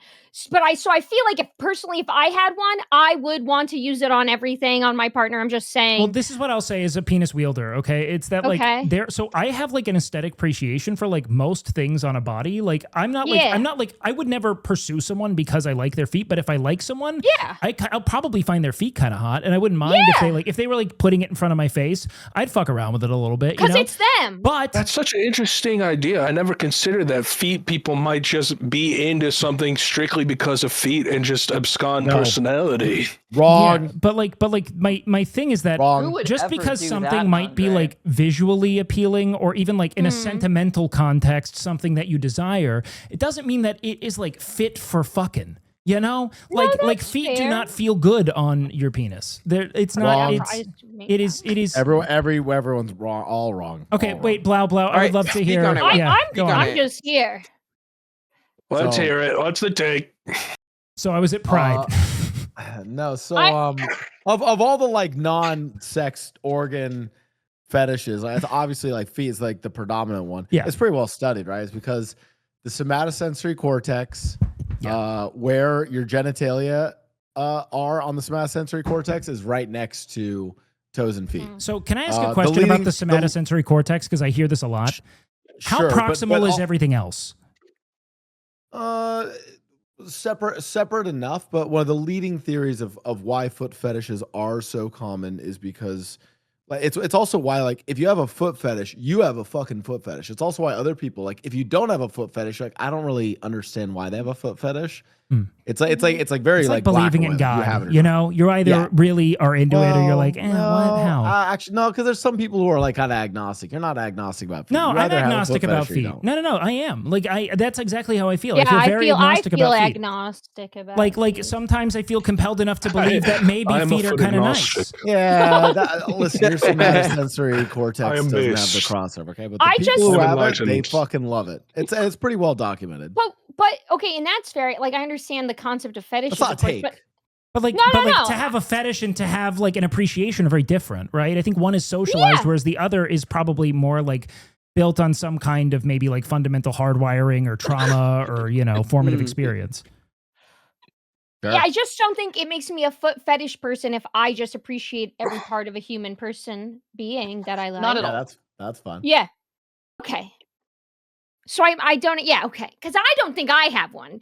But I don't judge people who do. I think it's just, I don't have one. I don't judge people who do, but if you're going to be obnoxious about it, so I'm going to judge you. I feel like I'm looking at like a chart. So someone sent me a chart of the somatosensory cortex here. Is that this one in chat? This feels very phrenology adjacent. So I'm just going to go ahead and argue this. But like, why then does this not account for the fact that despite my genitalia element of my prefrontal cortex or whatever, or what is it? The somatosensory cortex. Why is it that like I really like lips or something? You know what I mean? It doesn't explain why then I have attraction to other things in the spectrum of the somatosensory cortex in varying degrees. I just feel like that's an incomplete hypothesis. Well, I can explain. Yes. It's partly because of isolation of where genitalias are on there.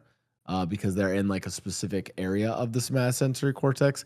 Second of all, you found like a fucking image. Someone sent this. This feels very. This is also the random like homunculus image or some shit. Yeah, I mean, right? this looks like a Tool album cover. Like it's terrifying. This is out of like some psych book from like the 90s. Okay, so the other thing is like a lot of people use this to also map like how much like the other use of the somatosensory cortex is to map how much nerve endings specific areas have. Yeah. There's a penis on there. By the way, I'm fucking stupid. By the way, I'm dumb. Like, I want to be clear. I'm very stupid. No, you're not. I think you're very smart and fun to talk to.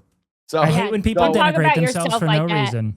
Yeah. I also think I'm allowed to call myself a goblin, but you can't call yourself stupid. Those are two different things. You're very smart and a little gay. And a joy to talk to. I'm not No, even just a little. Would you say a little gay? Metro? Listen, I feel like I am lying or gay baiting if I say I'm a little gay. I can't say that. No, you're way past the point of gay baiting tonight. I'll tell you that much. Okay? Well, I know. Hey, the gays in my a long time ago in the conversation. The gays in my community said that if I post thirst traps, it's okay. Well, yeah, I mean, you don't need gay male permission. What does that have to do with any of what we're talking about? Because then they say it's not gay baiting. Then I'm not, because like baiting. Yeah, I have a schizophrenic chat who says I can say the N word. I'm not going to say it. No, but like, you know what I mean? Like baiting is like baiting is fake food to catch a fish, but if I just throw food out there, then I'm just feeding at that point. Well, yeah, like, you don't have to be gay baiting to have gay people like fuck with you. You don't have to justify your opinions about penises and assholes and eating pussy to anybody. I like that someone did the math. They said that you're about 20% gay. That's the math, apparently. Thank you, chat, for crunching the numbers on that. You're mostly straight. Congrats. I'm straight. Yeah. No, but you can still be straight on the Kinsey scale, but have a little. You're on that. It's a scale. It's a spectrum. Like you can still be.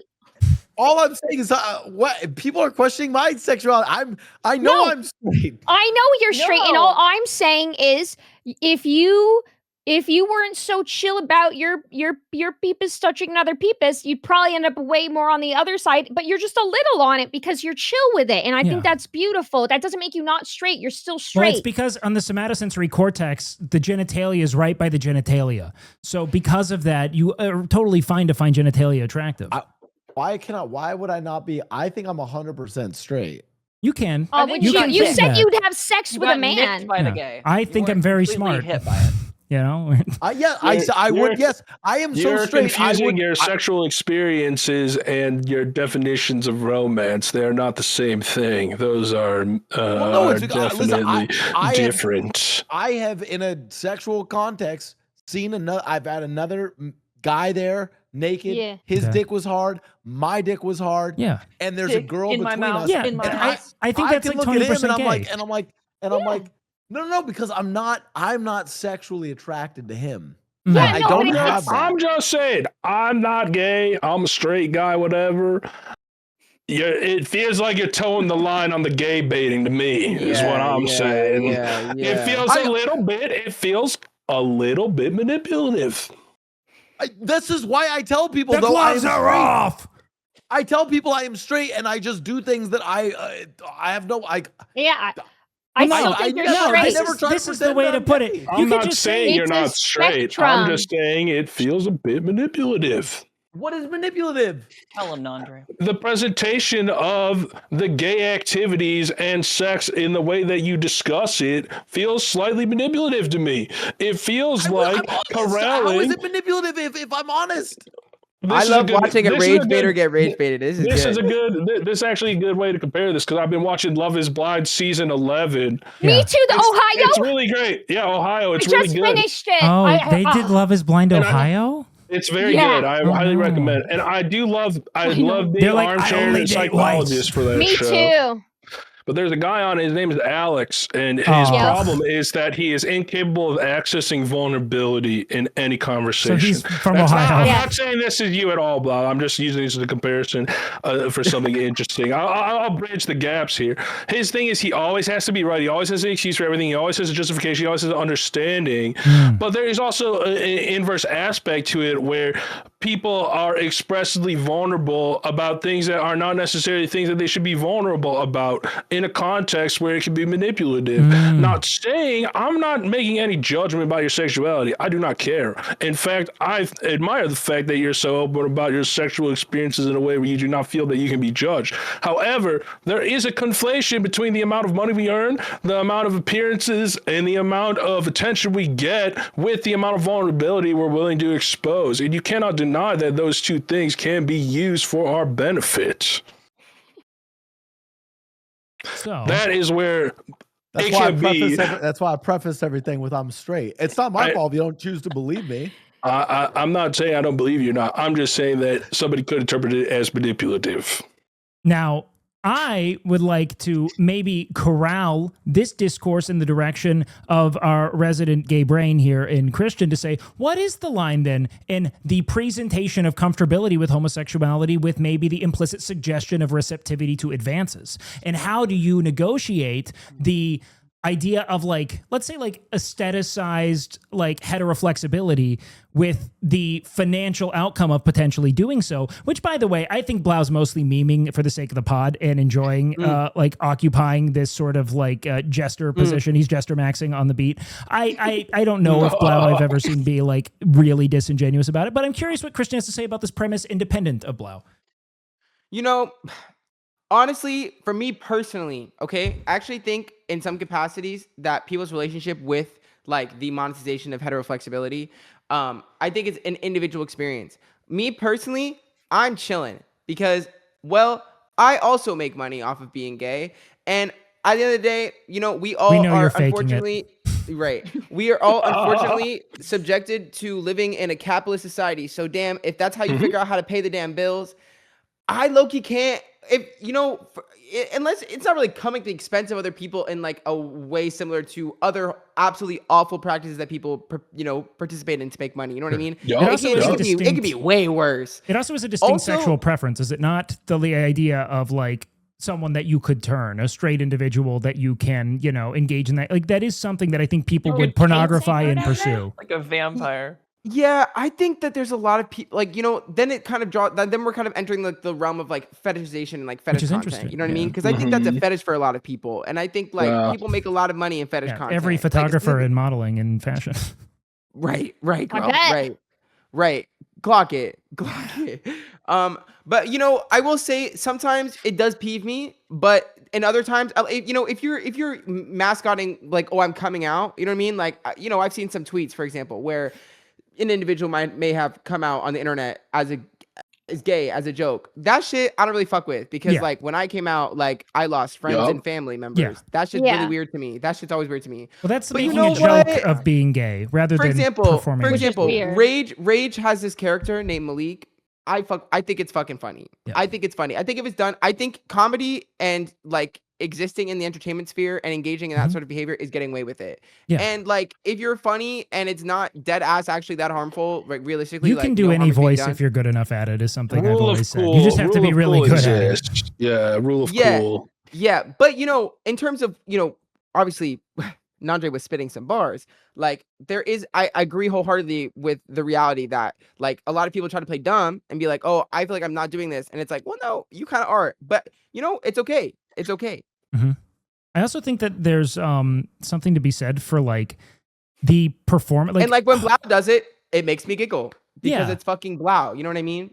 I think that the also like all I've heard is I'm gonna stop posting thirst traps. No, you better. I expect Bulge at 12 tomorrow, Blau. I have listened to the podcast. I expect print at noon. Listen, don't you dare. I understand the. I'm done. Listen, I understand. I've been put in my place. Look, I understand. Thank Twitch you. Twitch Himbo's going to come out of retirement to cancel this podcast. By any sexuality, and I will no longer do Alyssa Liu figure skating streams. Now, did you do her routine? Did you do her routine? Maybe. That's so cute. Was it hard? Nah, maybe. Which routine did you do? Which routine did you do? I don't know. Oh, I'm sorry, Andre. I don't want to be performative about it. I don't know. I don't think figure skating is performative. I'm pretty sure figure skating is gay, gendered. You're saying figure skating is gay by that statement. That's saying that you think that figure skating is fruity as fuck. It kind of is. I don't think posting thirst traps. Hockey's gay. Figure skating's also gay. They're both gay. I don't think posting thirst traps. I don't think posting thirst traps or figure skating is performative gay. I think talking about gay sex and touching penises and asshole and things that are actual gay sex without engaging in it can be interpreted as performative gay. So I would like to. I don't know why. I feel maybe an impulse to, as someone who has talked to Blau. I feel like I know for a fact that Blau is gay enough to, I think, actually desire and enjoy having MFM threesomes and is completely comfortable with the experience of sharing intimacy with men. Gay at all. Like, no. Like, But they're a little gay. It's a little bit gay. I have never considered them gay at all. It's a little gay. It's not gay. I have a genuine question. I'll tell you. I'm gonna tell you the truth. Everything I feel like we're have treating gay as a said- pejorative. No, it's cool. Everything I said about that is not. That's the truth. Like that's how I felt about it, and those are things that happen. Well, here's my stance on it. I don't know how I was like, no. But I actually think that like what you're conveying is a comfortability with like not like let's call it like heteroflexible sexuality and whatever. Well, it's heteroflexible context. It's like there is another dick there. They're both hard. You're seeing it. You're not bothered by that's it. Fine. That is just performative enough. is the wrong word. I'm realizing for the entire discussion. Performative is not the right word. I want to be very clear. I was not rage baiting or anything on that stuff. I know you're not. The only rage baiting I did is listen. Vaginas are great. Okay, and sorry. look, I was rage baiting on that. Everything else was honest. I think penises look great. I like how penises look. Here's truthful. That's my truth. I also would rather have 1,000 blouse who are like completely content with conveying their like appreciation for and lack of like let's say distaste 1000% for what is gay than people who are like blanket fucking homophobes.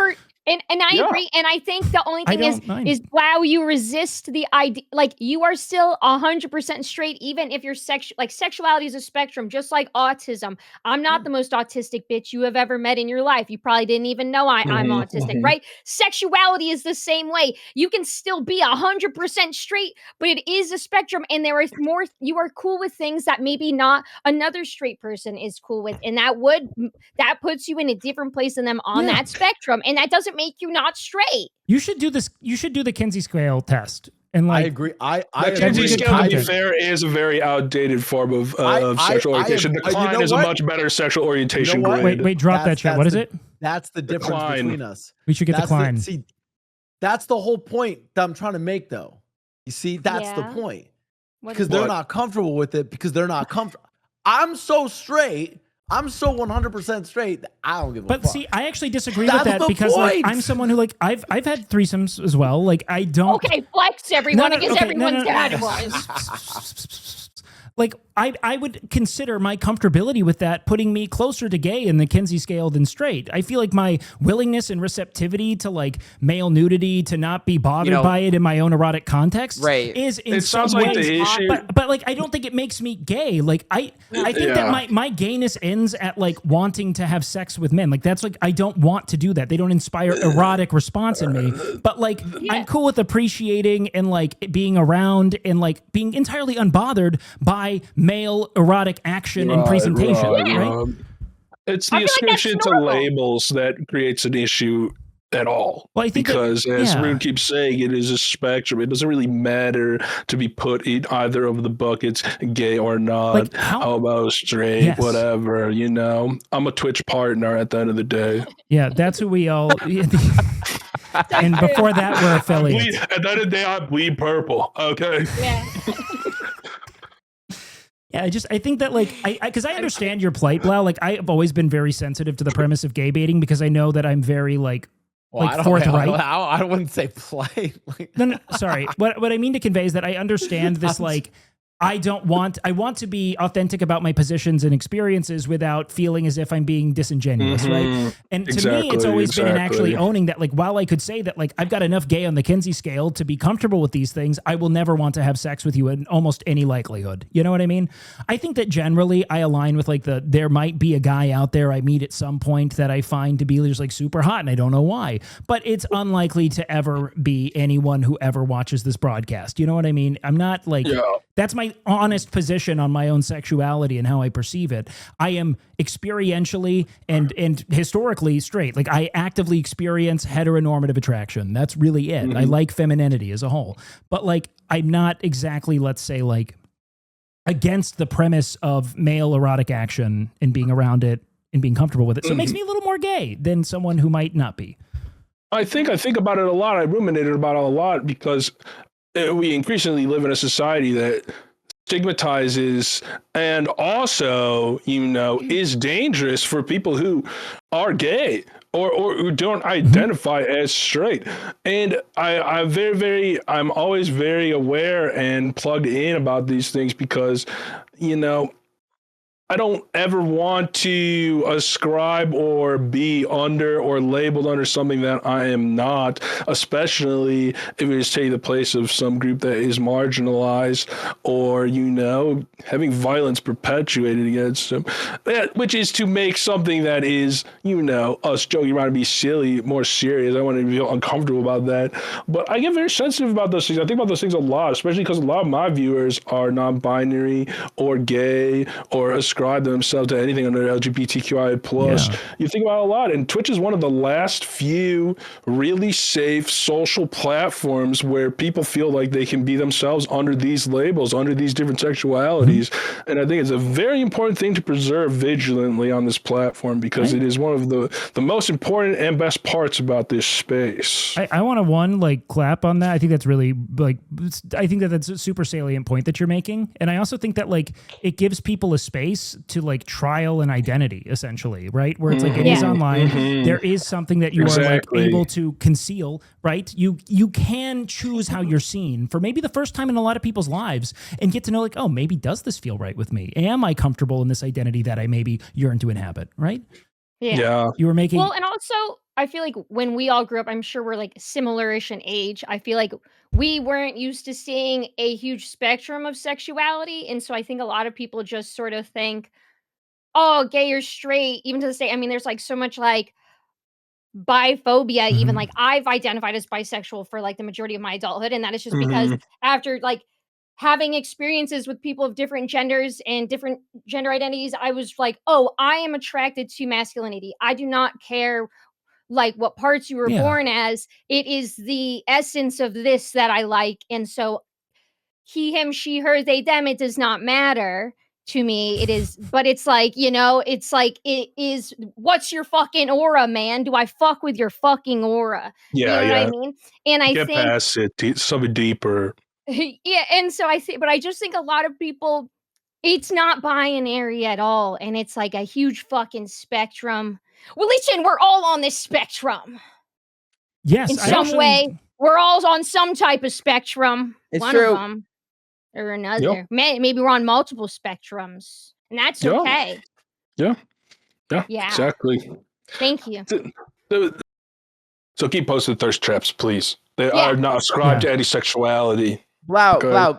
The gays need the thirst traps. They need them. I'm speaking on behalf of twinks everywhere, where I'm imploring you to keep it up, King. Yeah, I actually think that there's an enormous concern with this imperative to self-tabulate and identify based on any potential deviation from what would be normal. I don't think that you need to say that you are X, Y, or Z to let's say even enjoy presenting in a femme way if you're otherwise male, if that's what you identify with. I don't think that you have to feel as if anything is a declaration of identity down to who you sleep with, who you want to kiss, these are all things that should be fluid and open and encouraged because you have this tremendous cornucopia of connection and experience that you get to really explore and play with, and to discourage it on the basis of now you're this and you can never undo it is really dumb. And that's part of why I'm you can explore all of these things even publicly. You can encourage it without me thinking that you're trying to deceive people into thinking you're gay, right? I think that it's okay to encourage people to be fluid, not necessarily with just their identity, but with experiences that we think define identity, right? Yeah, we should stigmatize activities or behaviors as being only gay or only straight or even leaning to either direction.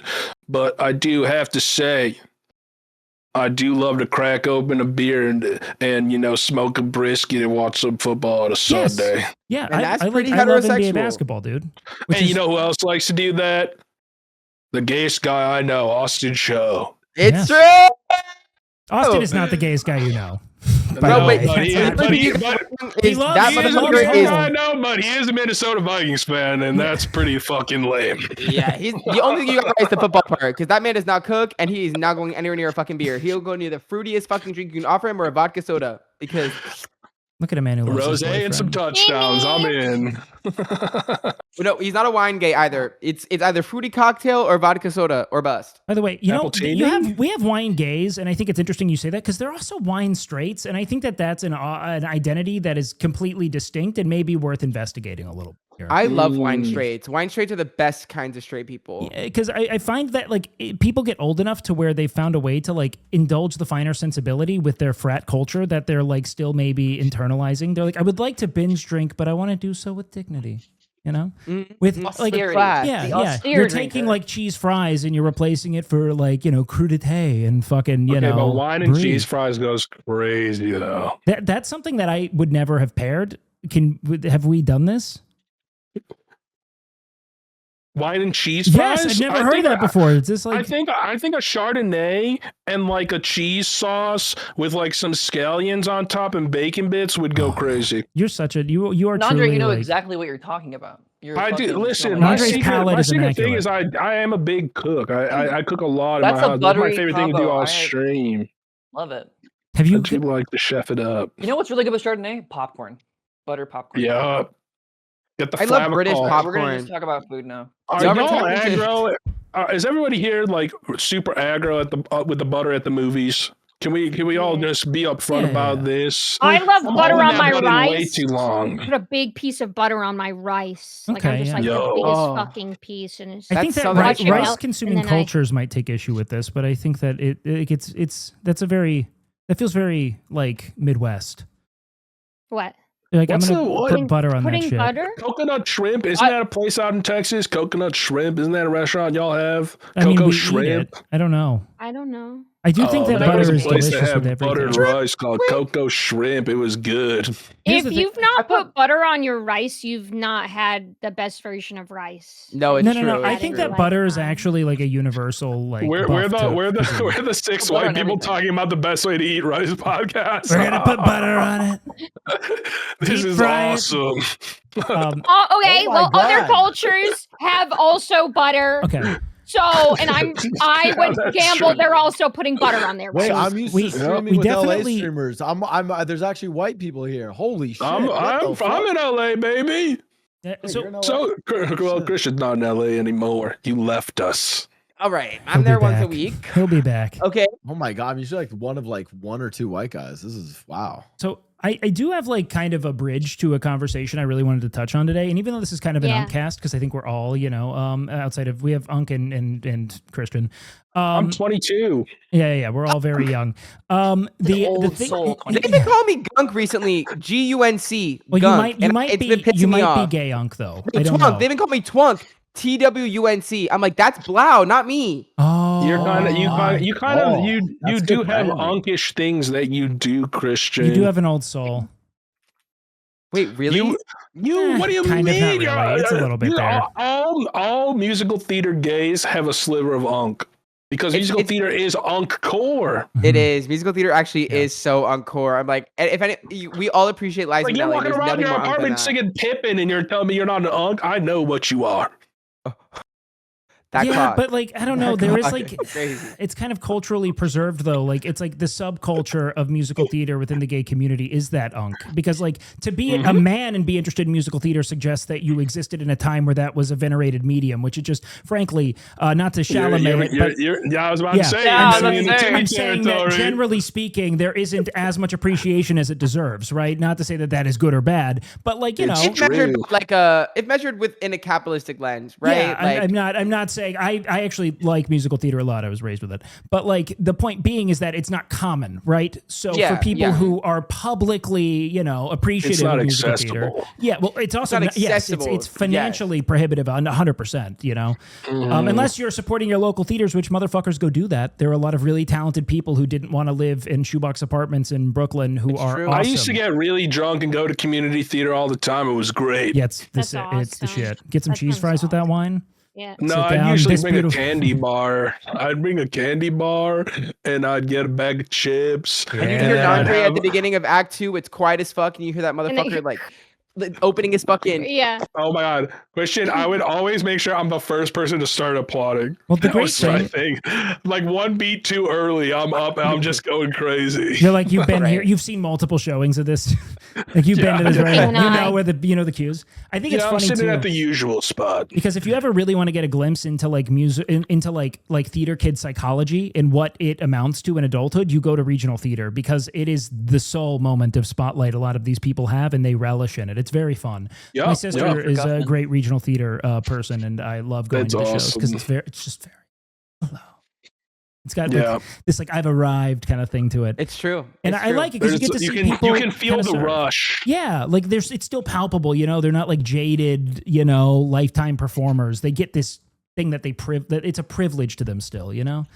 Yeah, you can't cheat in live performance. There's nothing like it. Yeah, it's a real you're on a high wire, you know. But what I was saying about being old is that I think that there's this really interesting epidemic amongst like youth and youth culture where there is a fascination or fixation with youth, the preservation of youth via like pharmacology or cosmetology, but in utter absence of indulgence in youth. Like it's interesting because like, you know, we talk about like the like tabulation of sex, sexual identity, whether or not you're having it, what you should be doing when you have it, but it's statistically happening less and less and less. There's less and less partying, less and less actual appreciation of like vitality and ability. But like people are doing like, they're injecting like gray market Chinese chemicals into their like dicks to stay like healthy and like be like preserve youth. It's a very weird thing, right? That like you're rubbing cream on your face instead of going out and enjoying being 20 years old, right? Like what like on a psychological vector do you think this is going to amount to? Because I think it's disastrous. Like I think it's actually you're crushing depression like, at 26. It's going to be like so the bad. worst depression of all time. It's a complete abandonment 26 to 30. People who are 18 getting Botox. Yes. Which what the fuck? You know what's interesting about that with the Botox stuff is that I watched this very interesting YouTube video from this philosopher that I like that talked about how there is this idea now with numbness and Botox of the face and restriction of emotion through expression in Hollywood that is so prevalent now. You look at people like Ryan Gosling and Eva Mendes recently, they had just so much, like they don't even look the same anymore. Emma Stone to some degree, like it's not even like the kind of plastic surgery where it is not visible stuff, it's stuff where your face stops moving so much. And Rachel Sennett talked about how numbness is in, and it is a way of perpetuating a form of misogyny that women are not allowed to express themselves, to be emotional, to access those things in a public setting. And I thought that was very interesting when you're talking about Botox and its prevalence in today's culture. Hold on one second, I gotta rip ass. Yeah, go. Hold on, let's listen. Oh yeah. So I had seen an article where it was talking about, you know, the loss of emotion in film due to Botox. What I will say though is a lot of people confuse Botox and filler. They confuse Botox with filler, and they also confuse those two things with like a facelift or like, you know, whatever. And those are three very separate things. A lot of people get Botox and filler and they still have their emotions preserved and they're just plumping shit and whatever. Some people get too much Botox and they can't fucking raise their fucking eyebrows or like be I'm fucking mad. You know what I mean? And you know, that sucks and whatever. But I mean, I think there's also a scourge of homogeneity that comes from this that I think is also really interesting to talk about. There is like an Instagram aesthetic syndrome. Yeah, of course. And like, of course, in each time and era, there is this pinnacle of beauty. You know, like listen, chubby girls used to be where it was fucking at, and then the early 2000s was like do cocaine, do so much cocaine. Hey, Moss, you fucker, you ruined it all. Well, because and then they were like, and now socialized. you need to get implants. Yeah, of course. And it's like what we see, and then obviously it's like men and women, like everyone's fucking inundated every day on every social media platform with unreal images of people, whether it's edited or there's plastic surgery and people aren't honest about it, and then people forget what the fuck humans fucking look like originally and fucking whatever. But you know, I think it's just kids aren't really allowed to be kids anymore because they grew up with the internet and they're exposed to way more shit than we ever were exposed to. Because of course I spoke to pedophiles growing up on fucking Inklink or whatever the fuck. Of course I did. But it wasn't Instagram, for example. I mean, that didn't come out until I was in college. But when it came out, you could not see posts of other people unless you were friends with them. There was no such thing as an Explorer. The engagement-based algorithm is so corrosive, 100%. And I think this also too, like whenever it comes to like presentation in general, I've probably had the most plastic surgery of everybody here, and that's not a flex. I feel like there's a level of like I've had to discourage people from feeling that that's a good pathway to go down somewhat. Not like fully, but just be like, your mileage may vary. This is a very personal thing. But it's like, I'm not trying to be different. I'm trying to be like a version of myself that I feel like I see. And that was a huge aspect of getting like facial stuff done, because I was like, I need to, it wasn't going to try to make me look different. It was to try to make me look like you're like the best version of you, like who you are. And I think that is the most, I like, that's why I'm not personally against all of it. Like, do I think young, like youth should be getting it? Absolutely not, unless like it is for their mental health, right? So it's like, if you're a teenager and this is fucking something about you's ruining your fucking life, by all means. And I think with plastic surgery, I think that is the benefit of like, it can allow you to be like, feel comfortable in your vessel. Like I've considered it many times, because we are cursed in these vessels. You know what I mean? And it like, if I know there would be so much more peace in my mind if I did change the certain things about myself, and I probably will one day, so that the quiet, there's a little more quietness in there.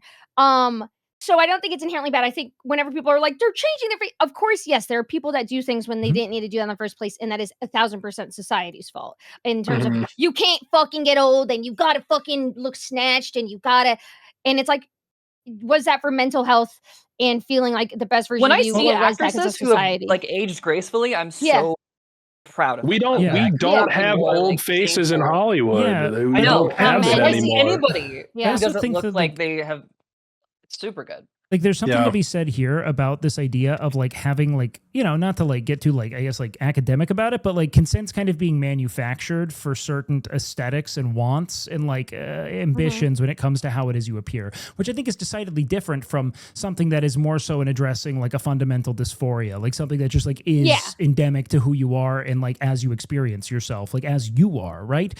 Whereas like to have something prescribed to you by a culture that is one constantly oscillating between ideals, but simultaneously indifferent to like whether or not you actually meet them. It's like they will continue to churn through new ideas, whatever's most marketable, whatever's most in vogue, whatever's most different at the intersection of what is new and what is stimulating, like sexually or you know, I guess like economically. I blame K-pop.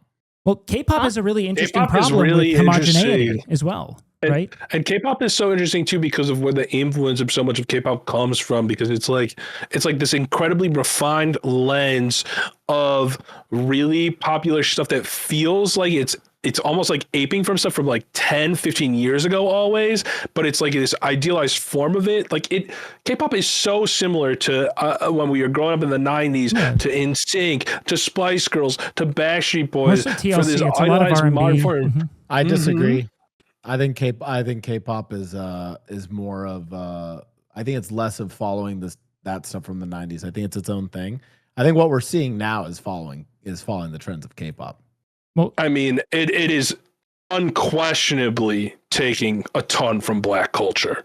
Yeah, but K-pop. I'd also go as far as to argue that like there's a very different relationship to Black culture in an international level than there is like, let's say like in when you get to strictly national identities by way of race and race relations, the idea of commodifying and profiting off of an otherwise scrutinized or like, you know, even banished culture is very different from like, oh, I was raised with this and I appreciate it. And it speaks to my experience of what I know good music to be. So I've always identified it as being maybe a little less insidious or like duplicitous rather. But I really enjoy the elements of K-pop that take from, because it is to me the magic of fusion across many genres. It's like synthesis through addition. And I think it's great. I realized I was talking less about the music. I'm talking about the image. Sorry. Oh, the image is completely distinct unto. Well, I don't know, because like the aesthetic. Well, by way of fashion. To rewind, everyone's talking about, you know, facial surgery or like hyperfixation on looks. That has been way more prevalent in. I'm basically saying all of the stuff that you guys are seeing now, and with the youth doing it and the looks maxing shit, bro. The Koreans were doing that way before us. No, 100%. It was institutionalized more or less, right? That like at certain benchmarks of your young adulthood, you would get certain surgeries, right? It's like 50% of the double eyelid surgery is done there. You could talk about the homogenization of faces, like that's like there's a standard K-pop face like facial surgeries that are done, right? That's what I was more talking about. No. And that's a really valid thing to look at as well when you consider how certain trendsetters will define what beauty is for windows of time with very little variation. I mean, I think that's kind of the fascination with the Kardashian kind of like, the Kardashian like era of what we identify as being beautiful or not beautiful, down to what they defined the body to be best as, what the face should look like. I mean, they fit a mold that many of them, when you look at them, they're like, oh shit, this is like one sort of like, it's like a stencil that you just continued to paint with, you know? And I think that that's one kind of tragic, not insofar that like it happened in that instance, but that it was so effective at communicating an imperative of beauty to so many people, right? Because there were periods of time where I guess, and granted, I think that we've always been kind of limited in what we appreciate, right? I mean, the heroin chic era was like, if you were blonde and had fake tits and were super tan, you were hot. It didn't really matter. Like there were different windows of time that defined beauty in different ways. But I don't know. I think what is really interesting about it is that it seems like, and it's only can really fully speak on the speed of it from what I've lived in, but it feels like the standard advances and changes at a much faster rate in the digital age than it did before. Like if you think about our lifetimes, kind of like the beauty standard and its evolution, I feel like it has these really definitive looks and shapes and bodies it looks for smaller periods of time than it seemed like was before us. And it has to be because of proliferation of social media in some aspect. Well, also, let's take it a step further and point to the immediate and optical quantification of the success of said look, right? Where like you have data that supports whether or not this would be an advantageous sort of direction to take your personal appearance, which is like kind of unprecedented, especially in the scope of like minute to minute changes. I mean, one thing blows up and suddenly that is now your new aesthetic imperative, which is exhausting. I couldn't imagine being that easily, like that young, that let's say like receptive to influence and having been met with that. But I think beyond just the standards, what you have more than anything is this sense of unpreparedness. Then that's kind of what I'm touching on, is this belief that like, oh, I'm not ready to go out into the world until I get X, Y, or Z, until I look smack sufficiently to where I'm now fuckable. That's the worst part about it. It's that people have convinced themselves that life is not worth living until they are sufficiently prepared to conquer. So much time and worrying that's about why that. you have these. They're emotionally stunted to paralyzed, completely incapable of meaningful social interaction, looking around like this in a nightclub while their cameraman films them. It's almost you will never know yourself. Yeah, it's until tragic. You put yourself out there. It's so sad. It's so sad. It is interesting that it is the most popular form of entertainment and the stuff that dominates the algorithm. You have to wonder why it is that way. Well, because I think it's funny. I mean, I agree. I do think there is an irony to it that is funny, but at the same time, all six of us, I would say, are aware of the absurdity of it to some extent. Right. And you have to wonder how many people who consume it are not people who are aware of the absurdity of it, people who are sincerely in belief of it.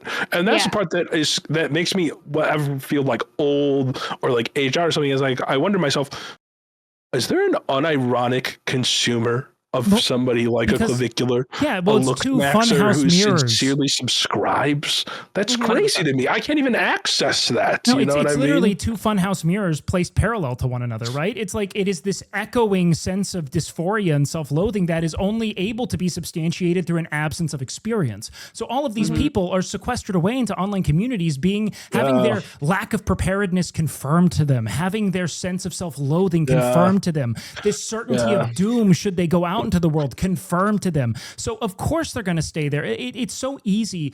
No one is above being propagandized, but there is no more readily victimized populace than those who lack proximity to like antidotal experience. If you're not around the things that are like, no, people fuck with you because you're like a human and you have like experience and you're like, you are reflective in a lot of ways of things they see in themselves, and they like being around that because we're communal creatures who like to thrive in packs, you know, like you just alone with a screen with like, you know. I think there's a critical thinking wake that you can gain for your appearance. I think people we've lost critical thinking in general, but I feel like there's a critical thought that needs to occur whenever you think about how you look and how you want to present to people. Because if you're not critically thinking about that, you're using other people's opinions higher than your own, and you're always going to do that. It's going to be a forever like self-cannibalizing kind of image of yourself. Totally. You have to you have to listen to yourself entirely, and it's very easier said than done, obviously.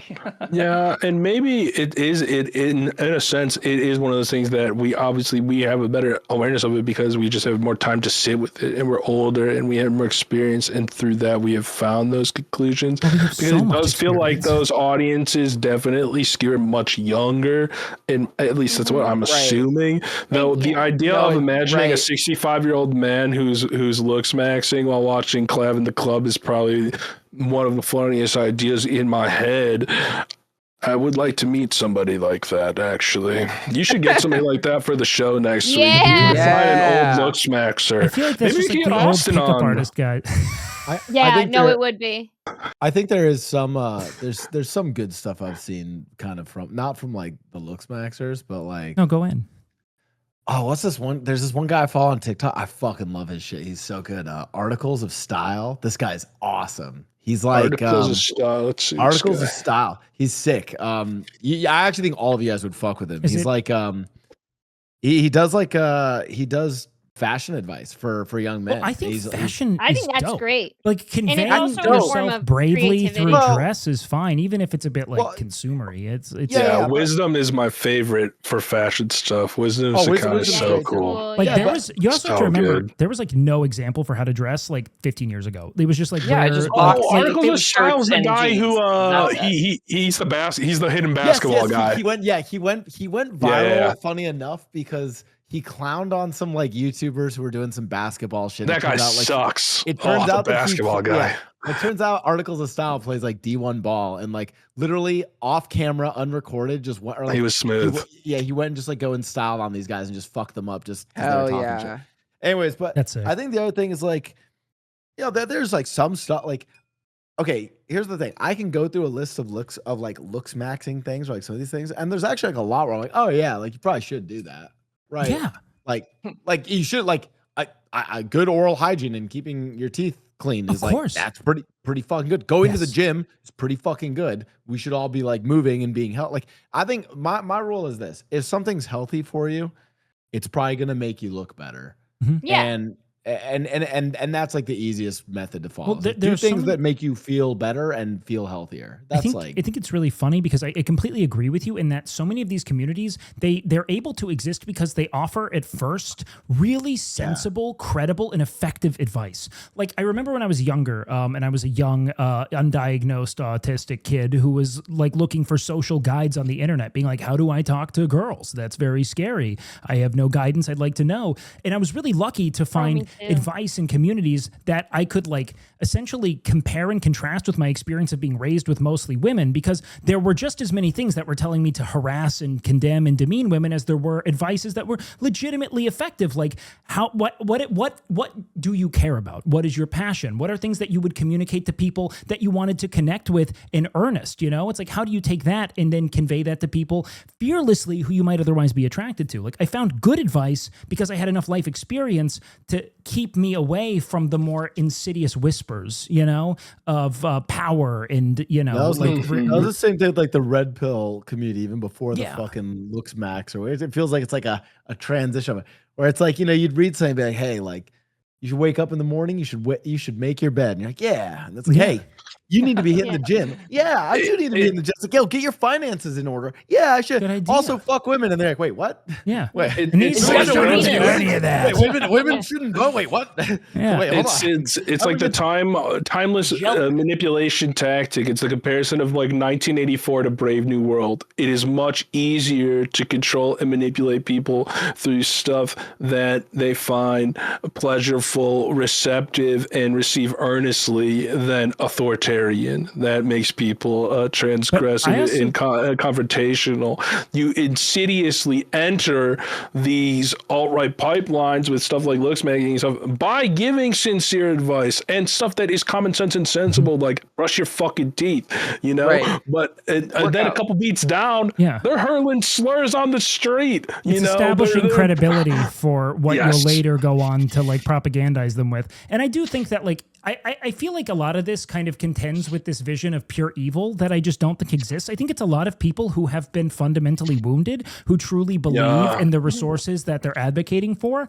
I do think that you'll have some opportunistic, like just capitalists who are like, I can convey value through fear better than I can pleasure. But I think we do have an epidemic of like fear, panic, and anxiety becoming the single most commodifiable and like profitable emotions on the internet. It's predictable. Right? Yeah. Well, because like, oh, I need to arm myself. It's a type 2 error, right? That you're trying to like contend with. You don't want someone to, or rather, we are far less inclined to identify a potential threat and ignore it than we are identify potential threats and things that aren't actually threatening. Right. So this idea that like, I don't know if that's true, but I don't want to discard it because what if it is really strong, especially for young people who were raised on the internet, who didn't fucking go to school for 3 years because COVID prevented it. Right. I mean, like, they're just that's the scariest part, bro. It's like, and the thing is like a lot of the, not just speaking on it, like, I can't imagine that's like a 25-year-old man sitting there like in fucking Clavicular's kick stream, bro. Like, but like the reality is it's like, it's all these young boys who like already, are unfortunately at the fucking like, at the mercy of, the men before them who have set these precedents up that they can't explore our artistic endeavors. They can't present feminine in any capacity, that they should be anxious because they're not, the hottest. I'm like, boys aren't even given the chance to like mature and grow. You know what I mean? Like if I was held to the beauty standard that young men at 14 right now are held to at the age of 14, like I literally I have a condition, like my body produces growth hormones differently. Right. So like at 14 years old, I literally looked 9 years old. You know what I mean? Like, thankfully, like my parents were very, very, tapped in and didn't give me unbridled access to the internet until I reached high school. But like, like if I was confined within like those, like, expectations, like that's why it's breeding like all these fucking like, panicked, like anxious, fearful young men. And like, it's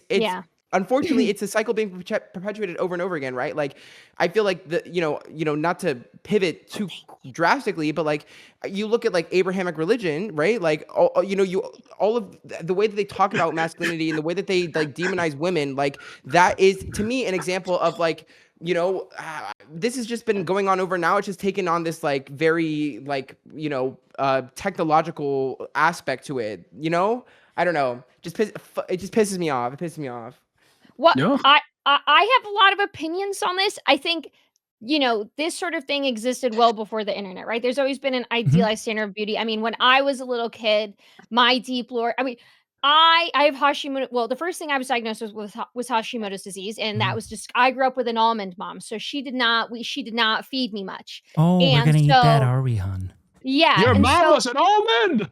Yeah, my mom was an almond, and so I'm gonna assume a lot of why I have these weird little physical things is because I just was malnourished most of my life. Yeah. But my Hashimoto's flared up for the first time, I was this chubby little kid, and when I was this chubby little kid, I still had that beautiful brain of being like, I love to sing, I love to dance. I don't think about society's perception of me, and they haven't thrown it on me yet. There's nothing wrong with my existence. I'm just a cute little girl, and I have my little hobbies. And then, you hit a certain age, and then suddenly everyone's calling you fat or a fucking pig or this or that. And then there's the birth of fucking AIM, and kids from your school are telling you to kill yourself in Minecraft, and they're calling you all these names. You know what I mean? And those.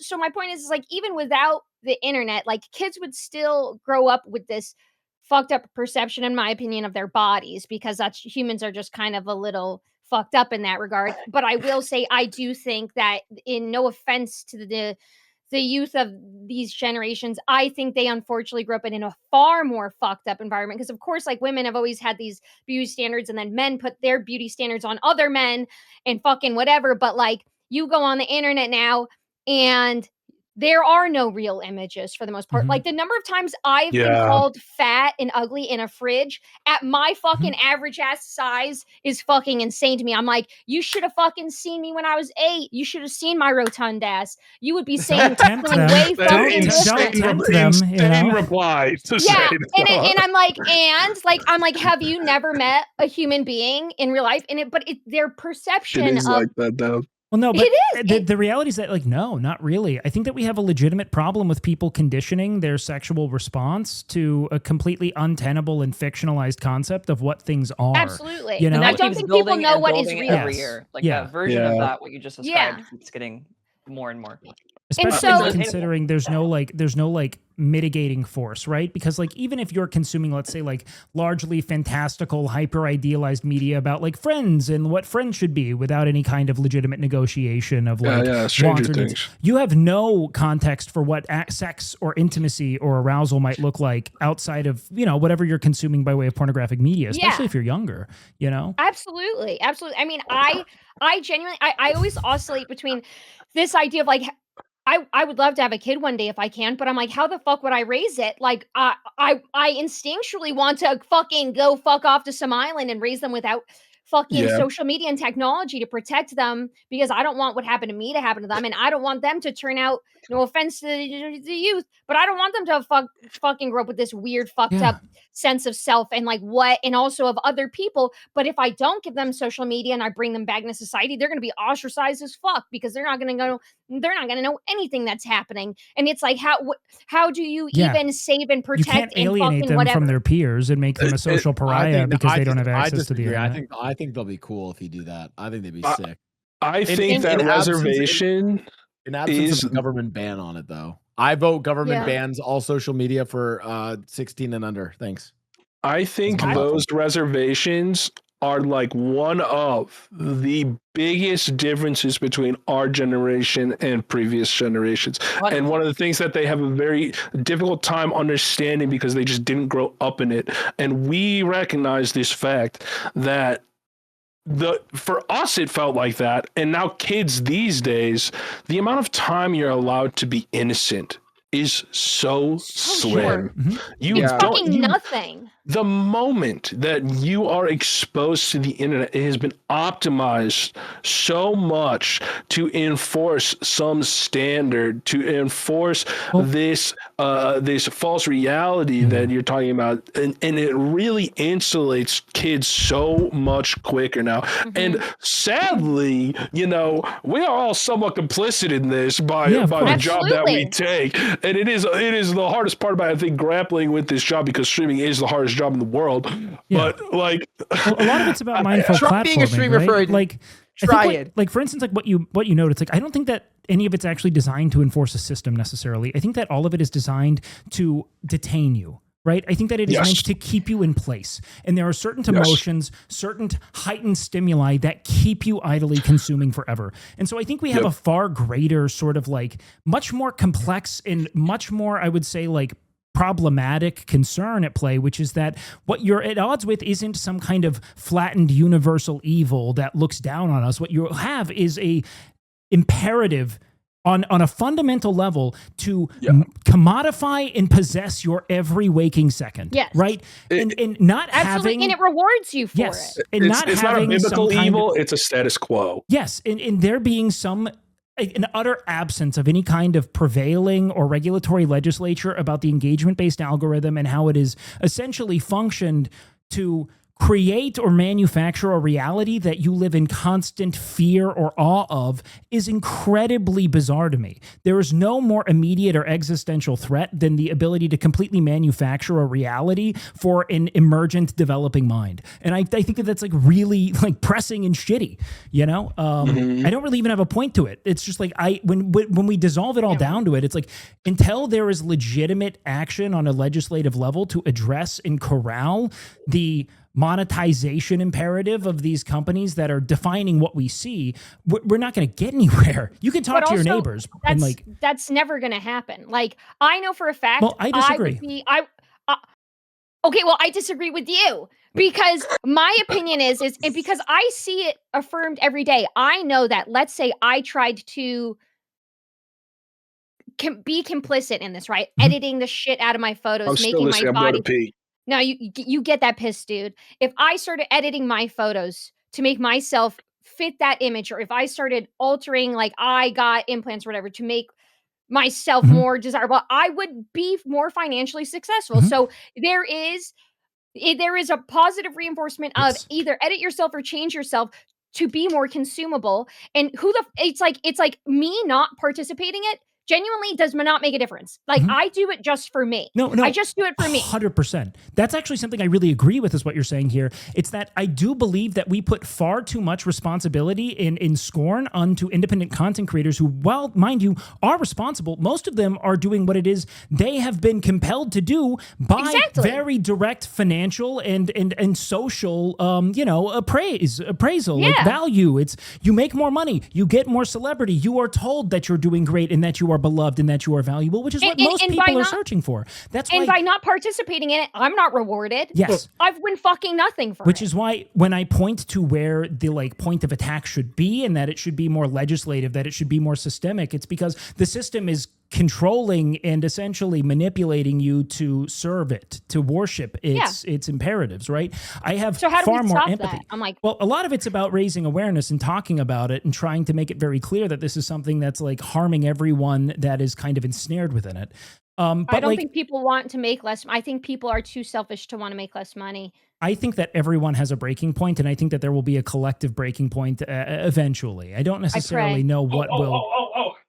It's not that they're selfish. It's not that they're selfish about the money. I agree with you here, by the way. It's that it is late stage capitalism. Yes. I get that, but we've normalized a focus more on. No, we've submitted to a system that radicalizes us against each other. It's not an intrinsic human want. No. And I totally agree. I am just saying by nature it is a selfish choice because it's not for the greater good of society, but also that is not their fault. It is a self-preservationist choice more than anything. Yes. Fair.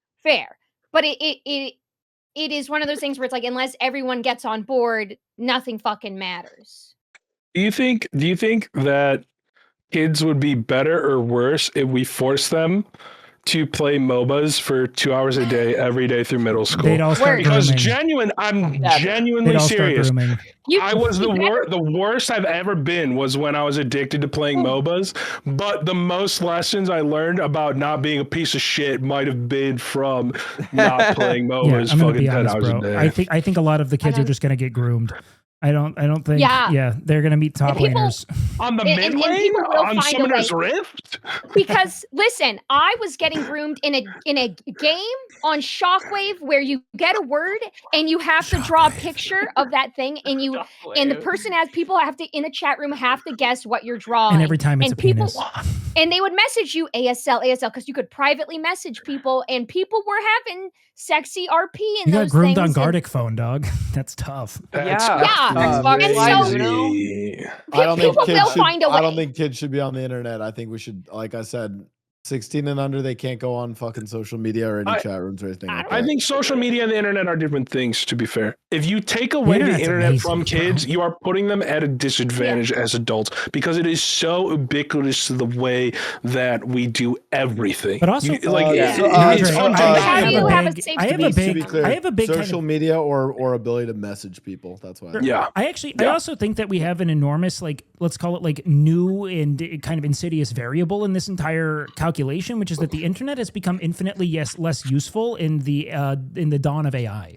Shittification is real. This is the worst it's ever been. Shittification is so real. No, I've been very frustrated because I've realized that we actually have a really weird sort of cycle occurring right now in previously, let's say venerated online resources, even Reddit, where it was I can get anecdotal experience and sort of niche field or a very specific kind of appraisal of a product I'm interested in. What I've come to realize is that Karma bot Reddit accounts have been synthesizing condensed summaries of Reddit threads being this is the top 5 things to get in 2026. And now the AI is training itself on itself because there are enough AI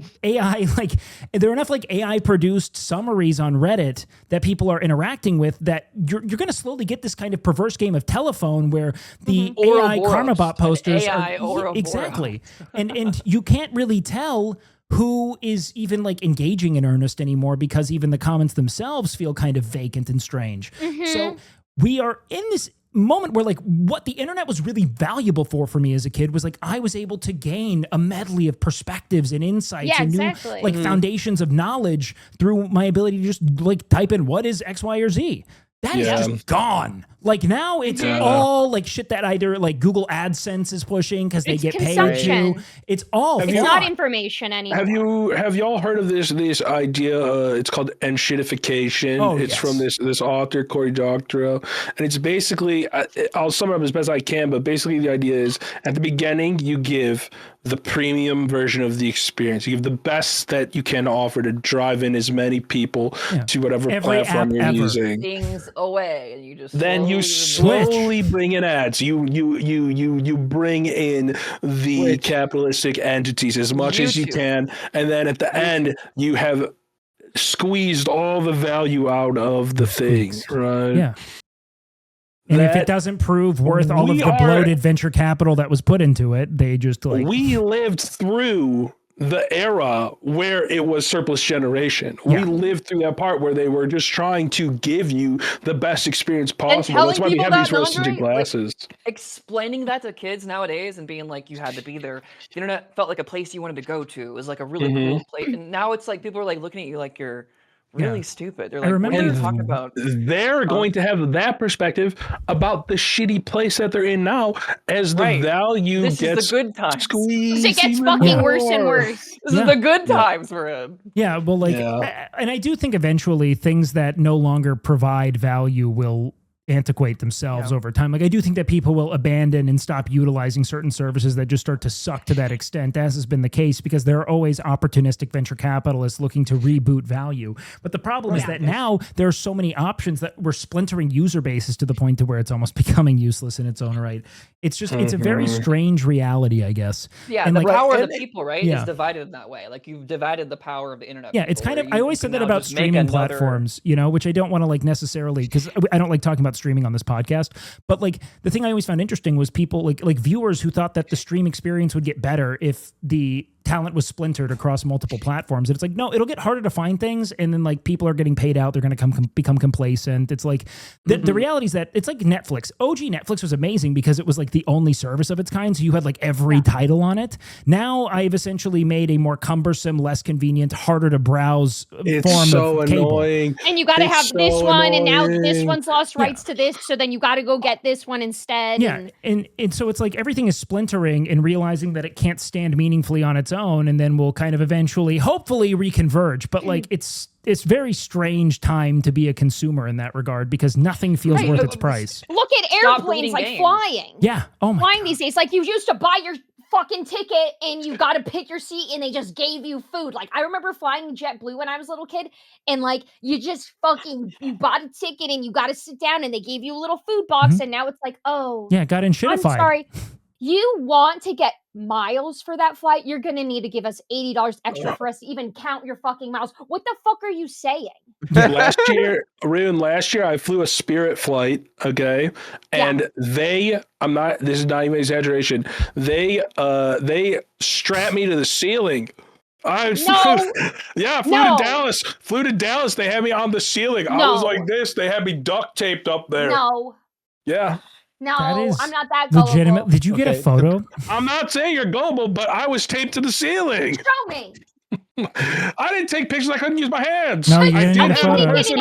I did have the person under me watch Bridgerton, and I could watch with them because they had the subtitles. I couldn't hear anything. Did you ask for their other AirPod? Do you guys also think that maybe sometimes we like might be like a little too doomerish? Like, okay, like if we like zoom out, like all things considered, like life's kind of fucking great. What do you mean, bro? We are like, on the verge of the Third World War. It's not even a war; it's just a massacre. But whatever you want to call it, for sure. It's just killing Iranian people. But it's not a political podcast. My body is slowly dying because my white blood cells are attacking my body. I'm not like maybe like obviously some people's individual shit, is kind of fucked up. I'm saying like on the whole though. No, I think that simultaneously aren't we kind of doing no. well? I would like to also take note of the fact that there are certain things that I think are improving in a lot of respects, and in contrast to what a lot of people like. I actually think that right now we exist in kind of a golden age of like music. I think that there's never been a broader. Wait, what's happening? 100%. Did I miss something? Insane chat message. This is not Unreal appropriate. chat. Oh, I want to see what happened. No, it's just not appropriate. It just caught me off guard. Oh, okay. Yo, that's me as well. This one. I think that I think this. All right, hear me out. Okay. There are a lot of things now that are the best they've ever been in the history of humanity. Yeah. Yeah. It's the most peaceful time in human history. I don't agree with that necessarily, but I think in our lifetime, right, this is I think in general, if you're observing society, yes, I think there are definitely major pieces of progress that exist. But I think on the whole, if you observe society, the state of the world and everything, it is one of the most heightened periods of just dissension and madness we've had in a minute now. Let's go even further, right, and talk about the concept of global capitalism and inequality on an international level. It's you don't realize that you exist in an enormous concentration of privilege strictly by being North American or Western aligned, where there is literally contrary to all of, I would say, in direct opposition to, in a reciprocal capacity, right, all of the privilege we wield, we take elsewhere. We take from other countries. There is populaces that will never be more subjugated, more decimated, more exploited than there are right now. I mean, you could go to many a Central African country and witness what's happening by way of just digging through fucking dirt to find cobalt, bloodied fingers of children and shit, and realize that we might have electric cars, but at the cost of something that is almost, I would say, ethically irredeemable on some level. So you exist in a concentration of privilege, and because of that, things can feel really good. And I think that it's worth noting that there are systems and products and even just schools of thought that are remarkably revelatory and indicative of progress and potentiality. But I also think that the second you become complacent in the privilege you wield and blind to the privilege that is being taken from people, you create compliance and I say complicity in the inequity that exists, and that's I also think a common misconception when I say that we're living in a pretty good time, I actually am talking about the entirety of humanity, full stop. Mm-hmm. I'm not saying the North American vaccines. I'm saying by the way, and here's the best way I'm gonna say this. Tell me when you think was better. When do I think it was better? 2011. Question. I think that besides I think it's really difficult. I think there's a sweet spot in globalization before and almost following the same principles I was talking about with enshittification. There's one other time that was I'd say is pretty deep. I would argue. You could argue holistically around the world, probably post World War II. But even then, you had a lot of civil. Listen, probably wasn't as great to be, were decimated. Well, you could say that. Great time to be American for sure. But wait, then tell me another time. I would tell you that this is my response to you, Blau, is that existence is inherently suffering. There is no period of time where it has been good to be alive. To be alive is to experience pain. To be alive, the only guarantee is that you will fucking die. Okay, so your job is to figure out a way to make it good no matter what, right? It is always going to be shit. There's going to be changes. One must imagine Sisyphus happy. Yeah, there's going to be changes, right? The world is going to be different than then and now. And yes, I do think I would not have liked walking around as a fucking caveman, and where anything can fucking kill me, right? I'm going to live longer now than I did before. But if I'm living longer in a world where, there's global conflict, there's anti-Semitism, there's transphobia. This is I'm going to be honest. I'm going to be honest with you. There's been if you think that anti-Semitism is just now, that's what I'm kind of saying. You guys are acting like. I'm give me a time. Yeah, well, let me bridge your point. Right now is the most. Right now is the most that I've experienced anti-Semitism in a global platform in any period of my life. As an anti-Zionist Jew, it is easily the most I have seen it proliferated, discussed in a global platform completely. And I've lived in Israel, I've went there, I've talked to people who have been raised all different levels, Reformed, conservative, Hasidic Jews, and everything. Universally, even Zionists or anti-Zionists, it is pretty agreed upon that is the scariest time to be a Jew since, the fucking Nazis. Well, now, I think also that. Go ahead. I want real quick. It's also a Jew. A lot of it stems from people not understanding the difference between things. So it's sort of like people think that being Jewish is the same as being an Israeli. And even if you looked at all of Israel as a whole, I'm just like how in America, right? We have so many fucking dog shit people. There are people in Israel who are entirely against the genocide. And they're there speaking out against it. Obviously, we're not going to see it because America and Israel are like, ooh, ooh, ooh, you know what I mean?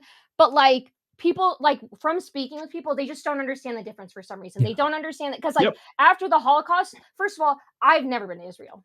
And that's fine. I've just never been there. And my family is not from there. I mean, maybe God knows how many hundreds of years ago, maybe they were. I don't fucking know. I don't think they fucking were. They were in Europe when the Holocaust happened and it took them out and my grandma survived and no one else fucking did. You know what I mean? And then they went to another European country, man. But like people don't understand the difference. So what I will say is a lot of the anti-Semitism, and not that it's forgivable, stems from just like, I don't want to say the word stupidity, but I feel like a lack of I think it's just a lack of exposure is really like I'm like, how are you confusing? Because then that would be like saying when they confuse Jewish people with Israel, I'm like, that's like being like everyone in fucking America is a white Christian. They're not. Yep. Yeah. Like there are Christian people also in Israel. There's people of all religions. They're two separate things, and people don't know the difference. So I just wanted to briefly say I'm not saying I'm not saying like everything is better. No, I'd actually like to every circle single back metric. to that. I'm just all I'm saying is in general. And by the way, I can have a bank account before people get. Guys, the Dow's over 500 or whatever it is. We're like, or over 50. Listen, no. Obviously, some things are bad. Some things might be bad for some people.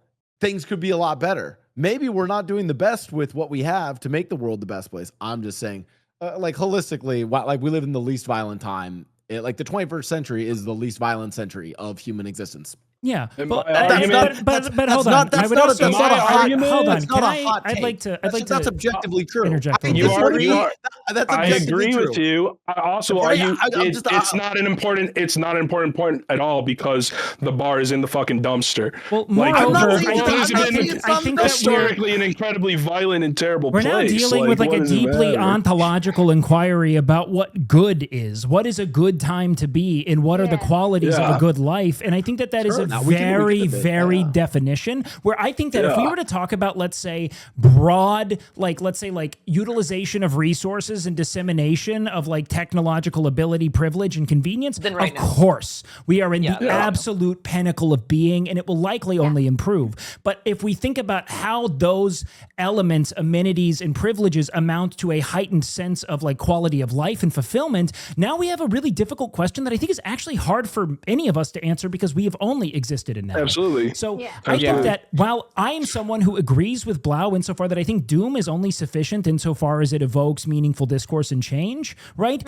So too should we acknowledge that like we do have, I think, like contrary to what maybe Nandre's saying about existence being suffering, I think existence is also potential. I think it's possibility. And I think that it is also simultaneously as it is, as you would draw it maybe negatively into the context of not being, right? Like that it is being, and being is harder than not being. I'd also argue that there is infinitely more, literally infinitely more to know and feel in being than not being. And so it's not really a half full, half empty thing. It's that rather than it being good or bad, being just is, and we are tasked with handling it.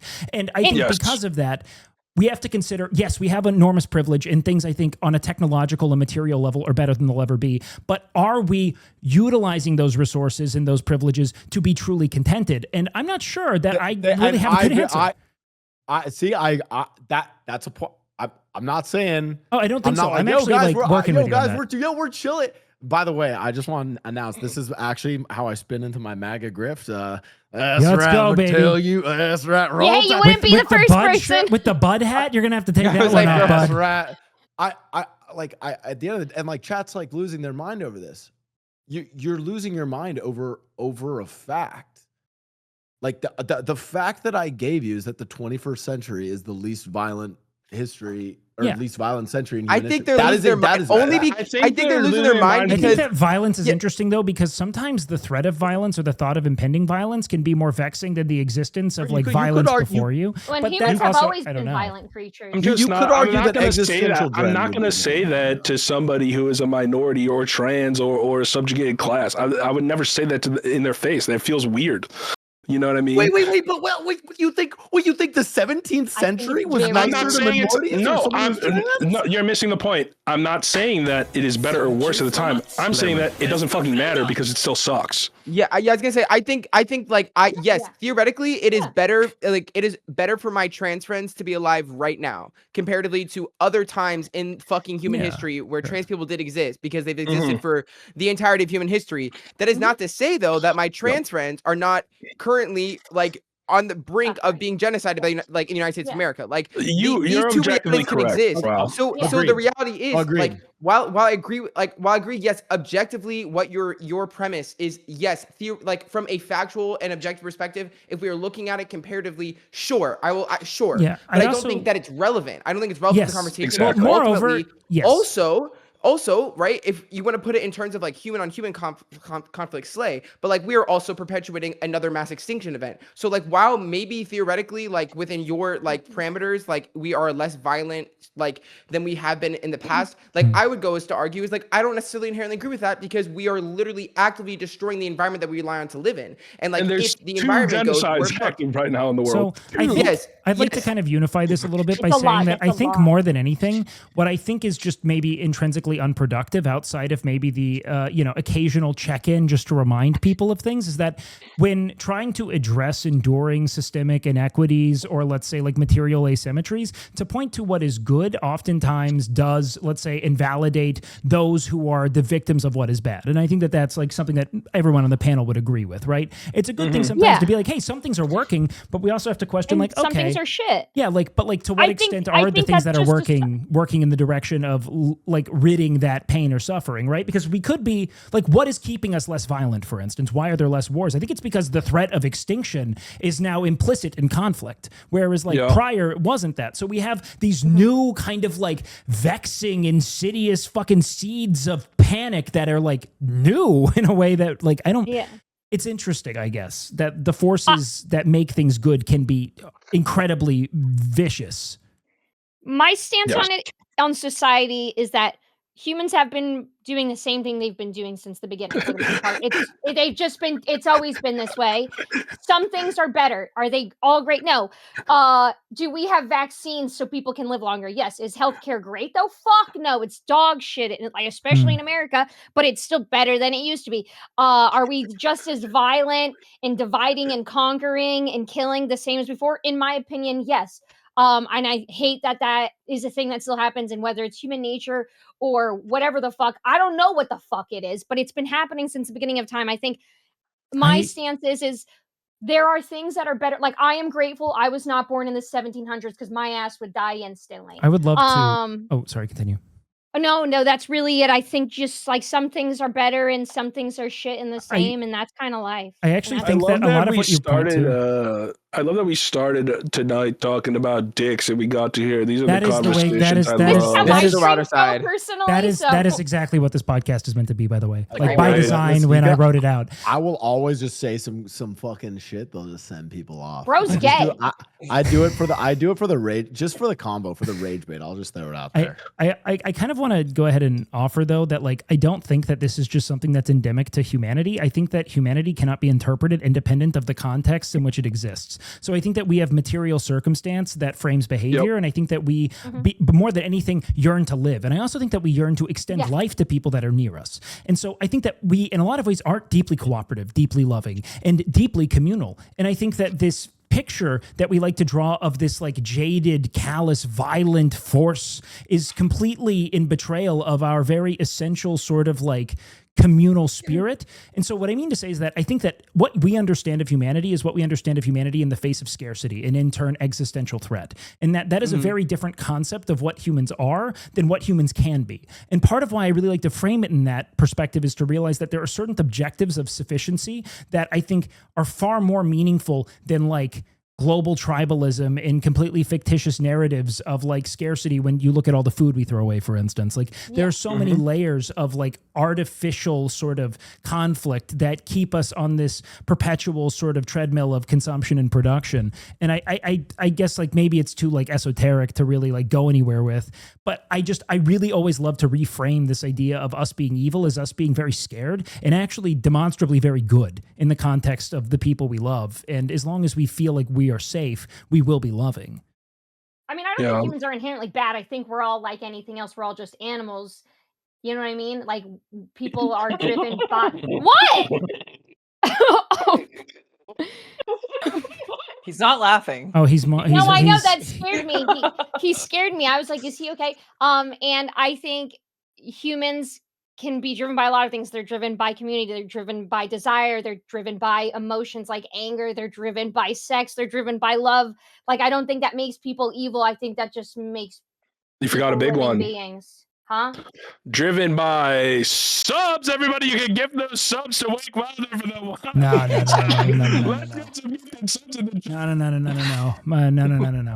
Come on. Unless, everybody, don't forget to hit the like button. Don't forget to subscribe. Hey, somebody give 20 subs right now to Wake. He'll show his feet on camera in a way as I do. Also, to be clear, it's also like I want to be very clear. Like, sure, I someone in the chat said that I was using rage bait as an excuse. I'm gonna say I think I just also have a different perspective on some things. I've talked with Blau like a lot, both like online and offline, and I think that he's a very willing and engaging conversationalist, and I like talking to him about things. And also, if you guys are expecting me to only like assemble individuals who I agree with on every vector, then like you're gonna be woefully disappointed with my entire stream. Yeah, I disagree with your opinion about eating box and sucking dick. So, and that's fine, and we can still be friends. Yeah, so, like I love having people, especially with whom I have like amicable and like communicatable disagreements with, you know, beyond just like, but stupid, you know, it's like that no one I bring on is going to be that way, but I love having points of contention. You don't get anywhere going forward by just talking to the same shit. You know what I mean? You have to bridge gaps. You have to talk across. You have to meet people where they are. And I will say, and also the environment that we're in is not conducive to that, and you observe all social media platforms as a whole. I mean, like, it is literally designed to not let you do that, because if you stay in your box and you stay in your lane, you're not going to go anywhere. That's right. It shows you all the same stuff. Now, guys, let me talk to you guys about why I think Donald Trump should run for a third term. I do think you should munch box, though. I really do think you should munch box.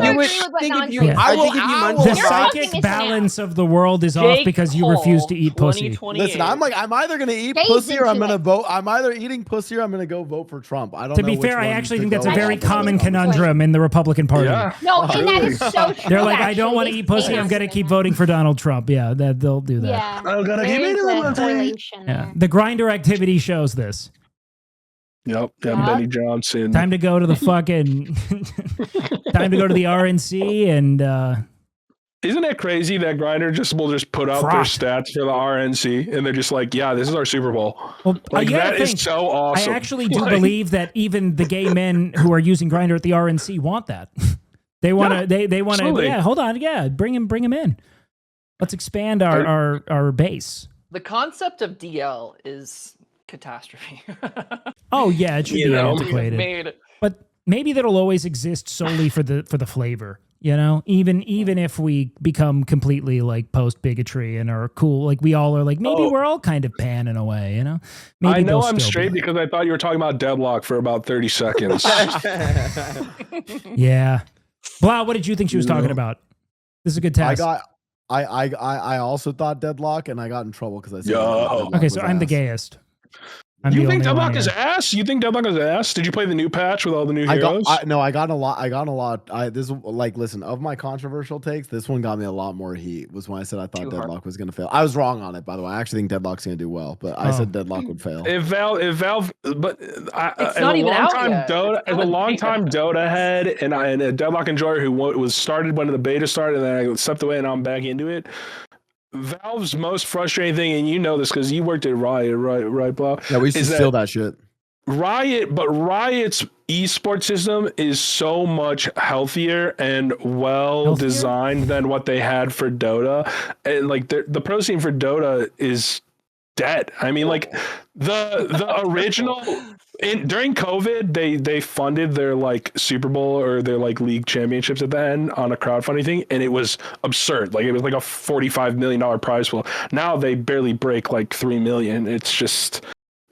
They have no idea how to handle an esports scene, and I feel like for any kind of MOBA, you got to have a good esports scene. Well, because you did work for Riot, did Riot design games to compel groomers so that the groomers would compel kids to play and it would grow in popularity amongst the youth, or like what's the strategy there? I'm gonna be really honest. I feel like now hear me out, and maybe I'm in trouble. I think of like groomer games. I don't think League was like a groomer game. Nobody ESL'd with me on there, but to be fair, I played League in the early days, so I don't know what it became. Well, you had to hit the Discord. Oh, the top laners. Oh, top laners. League is more of a civil rights issue. Originally, there was no top lane. League was a. No, I mean like of video again. I'm not saying that there wasn't grooming that occurred. They were like, we have to invent a platform where young white men can say slurs. It's the only way to bring them together. That was already happening on Call of Duty. Well, that was COD. Call of Duty. Let's pause. League of Legends was also like it was massive for Asian Americans to also say slurs. Let's not just say it wasn't enabled just everyone. Guys. Yeah, it opened up the floor to a medley of slur users. No, I think Minecraft and Minecraft streamers was where the grooming. That's where it happened. That was I feel like if we really want to peel away all the layers, it's probably. I mean, it's all born of idle chat room games, right? Because chat rooms are where people would really get groomed. And so Club gradually Penguin. you have to think, what are the most active chat room games? And it's probably more MMORPGs than it is MOBA. Because you need a lot of time to type, especially because they're using one hand. But what about the someone said Smash? What was with fighting game communities and grooming? What's up with that? I think for Smash specifically, it's that locals was such a thing. And these were people who literally all they did all the time was play Smash and have no social skills. You have like horny like 15 to 20-year-old people showing up and seeing people for the first time in 6 months, just being like, right? Is that kind of the premise?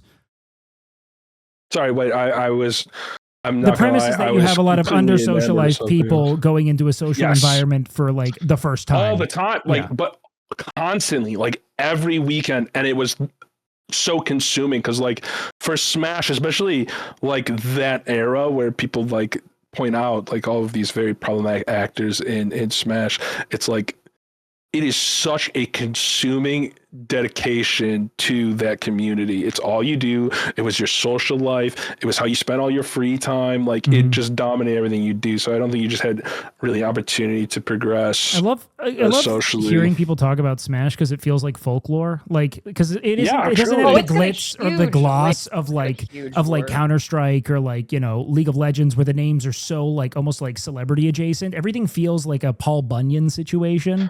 You're like Smash gets stuff like a 30 for 30. Kiwi cock, and it'd just be this guy with his own controller rolling up to a It's a NFL films, mustards all over the shirt.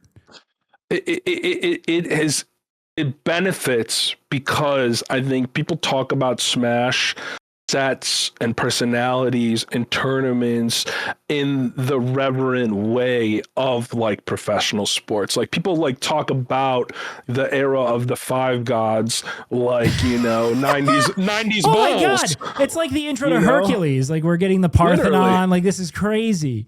No, the era of the Five Gods. It really does mirror kind of how we mythologize professional sports, I think.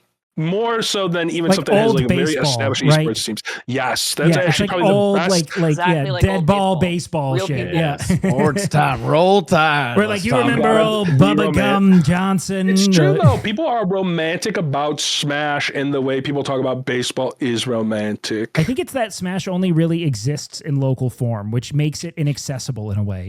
It's both like deeply intimate and inaccessible to like spectator. In some sense, right? Have you seen the big famous Smash Brothers documentary? Absolutely not. It's not that long. It's on YouTube. It's really great.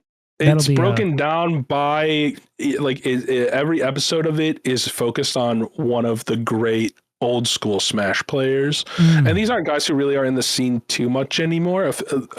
I mean, a few of them are, but it's so well done at mythologizing them as literally as gods. I mean, like that is how the second documentary is formatted. It's like it goes through the pantheon, but it's really wonderful. It's actually really great and compelling stuff. Even if you don't like Smash. I think Smash is accessible. I think you're wrong, Wake. I think that whenever my mom one time came into my room watching Smash, and she was like, "I have no idea what's going on. This is super entertaining." Like, sorry. Cool. I don't mean it's inaccessible in terms of watchability. I mean that like because so much of the culture isn't built like for Counter-Strike, right? I played like pretty competitive Counter-Strike, and it was so log in, it's accessible. You have your group, everyone's there. It's all done virtually, so it need not like happen in local space. It's actually very rare to go to LAN. Whereas I feel like there's so much more that's happening by way of only direct engagement that you have these stories that other esports don't have because of this thing that happened in Omaha, Nebraska. That's more of what I mean. I actually think that Smash is super as from a spectator perspective. Even Dota 2 is still like the same way. Like I feel like you can watch Dota 2 and not know what's going on, but if it's like commentators are yelling and it's exciting, you will enjoy what you're watching. It's still like really fun. I think what you brought up was really interesting, Wake, because when I think about my favorite time playing games in my life, I think about back in, middle school and high school when you would get together with a couple TVs, a couple Xboxes, and you would all play Halo as the pinnacle of gaming ever. 100%. And it's so easy to play stuff with your friends online now, and it is really fun. Like, I enjoy it, but it's cheaper. It's incredible nostalgia for that time. It was hard to pick up a giant fucking CRT and get everybody coordinated and have all the cables, and everybody had to have their own game. You all got together and the skill level was never the same. I always got stuck with the shitty fucking teammates. I remember I had my friend Sam would kept throwing plasma grenades at my face on my own team, killing me, and I got pissed. But those are the memories I look back on. You're literally yearning for a third. There. Yeah, you're yearning for a third space. Most people's like foundational, like almost like their most formative memory with gaming is probably like doing it with an older or younger sibling. For the first time, getting it's that you were meaningfully bonding over a shared activity, and we conflated our enjoyment with the activity with the sort of fulfillment that it brought us, right? I want to hear everybody's most formative gaming moment. That's what I want to hear. I want to hear the stories, war stories. Hold on. I need to I want to give one to Super Smash Brothers because that is like when I think about the best memories I have with my older brother, that was like our game. Like we grew up playing each and every single Super Smash Brothers. We would go to tournaments we would go to our neighbors and play that game. And then this is going to sound so lame as fucking, I don't fucking care. But playing Kingdom Hearts the first time as a kid was like the most incredible experience of my life, and it changed my life trajectory. No, literally groundbreaking. And for a lot I have of people, a game art degree. For pubescent children. I got a degree in game art just because of how that game changed me. We passed around the Brady Games guide to that. I cried when Kyrie left. I did. Yeah. I bawled my eyes out. Yeah. You should just show up in the giant flip-flop, those giant shoes like Sora to Peach's house. And I fucking would. And not say anything. Just show up. And you know what? And I did wear a little sword crown necklace. And it was fine because it was 2006 and nobody's going to fucking judge me. You know what I mean? But that was for me as a person, as a human being, creature. Kingdom Hearts was the most formative. But as a person enjoying games with somebody else next to me, fucking Super Smash Brothers was so fucking awesome. Yeah, it was the ultimate party game. Good answers. Yeah. Good answers. Sorry, I got so passionate. Let's just keep it going. Let's keep it going counterclockwise. Putting the skateboard on just Tony Hawk Pro Skater 4 and putting it on auto grind for the entire day at school. Coming back and seeing my score in the exponential trillions where I'm just going around Alcatraz infinite times as Boba Fett. The joy of cheating. It's great. Just seeing how far a system will go is so fun. I mean, like, I don't know. Cheats aren't a thing anymore, really, in games, huh? Because games aren't made for like play anymore. They're all kind of like corralling you into some kind of competitive framework or some demonstration of skill. I actually think that the de-arcadification of games is really shitty, and I think that a lot of influencers need to take accountability for how the speed running of adventure, experience, and wonder is something that is irreparably fucked gaming forever. I don't always want to play a mechanically. I would love to hear more about that in a sec. I don't always want to play a game that is, let's say, like deeply punishing. Sometimes I like an arcadey dumb experience, and I don't always want to play a game that is competitive. Sometimes I want to play a game that's idle. I do love games generally, but I think that the sort of demand for status via gaming and the influencer's desire to meet it has created kind of a weird, like, I don't know, demystification of games as a whole. But Blau, I want to hear your take on this. Yeah. I think it was like the mid 2010s when everyone jumped to the esports competitive train. Yeah. But the current meta right now is entirely actually social games. It's all friend slop. Friend slop is number 1, and then number 2 is like Roblox, like all these like random like little fun game experiences. Not for too kids. much on Roblox. No, I think he's like saying yes. No, I'm saying Roblox is like literally like Put those fangs back, Christian. Roblox rules. Roblox has like the game platform that it is has more players than the entirety of Steam, right? Yeah, no, I believe interesting, because I think what you're pointing to is like the emergence of more of like a deeply like almost like uncompetitive and synthesized, or like it's a genre that's built on synthesis. Like I know Roblox games. Andre knows. But by the way, Roblox games. And by the way, wait, you're not wrong. Rivals, Titanic Simulator. I think we're coming off the edge of what you're describing, and now it's actually like a return to like like what you're describing is the fatigue did already set in, and now people don't want this competitive shit. Now people want friend slop, they want Roblox. Like I mean, like Peak was a great dude. Peak fucking God, what were the other like really good friends? Even people like to play those super competitively now. You know, there's that niche that like to do the friend slop stuff to the competitive edge. Yeah. Wait, y'all, I just want to acknowledge, because someone in chat, it just brought me back. Like, we were talking about nostalgic gaming moments. Roblox was the game platform that I grew up on, and 2012 Roblox was one of the most peak things to ever exist ever. When they had ticks, when Roblox had ticks, if you know, you know, that was when Roblox was at its fucking peak. What do you mean ticks? Go in. I'm fucking ancient, dude. I'm Roblox, fucking Roblox got rid of the penny, basically. Like they had their economy grew so much they had to literally get rid of like the lowest form of currency because it couldn't keep up with like inflation. And they got rid of Builders Club too. I was outrageous Builders Club. The shout out to the girls who like, oh my god, I miss that era of Roblox so much. It was so fun. And what was it? Was it like the infinitude of the game that you could do anything in it? Roblox? Oh man, I don't know. There were just like so many like good nostalgic games that were re-gentrification. You know, you were essentially like Roblox was at its peak. Like all of the games also were just like they didn't have these games that like people now catch predators on. You know what I mean? Like there was no voice chat. Voice chat wasn't a thing. Like you couldn't. There's a game on there called Neighbor, for example, which I'll always throw strays to because it's some bullshit. But like that there's game, a game in there called White Van. Go ahead. No, but it could very well just be fucking called White Van because it's just like motherfuckers talk to fucking kids. It's weird as fuck. But that just sounds like VR chat. Guys on there, deadass. There's some fucking men on that shit. I'm like, what in the fuck? But like Natural Disaster Survivor, absolutely fucking peak. Natural Disaster Simulation is so fun. So peak. I have every game pass. Such a good game.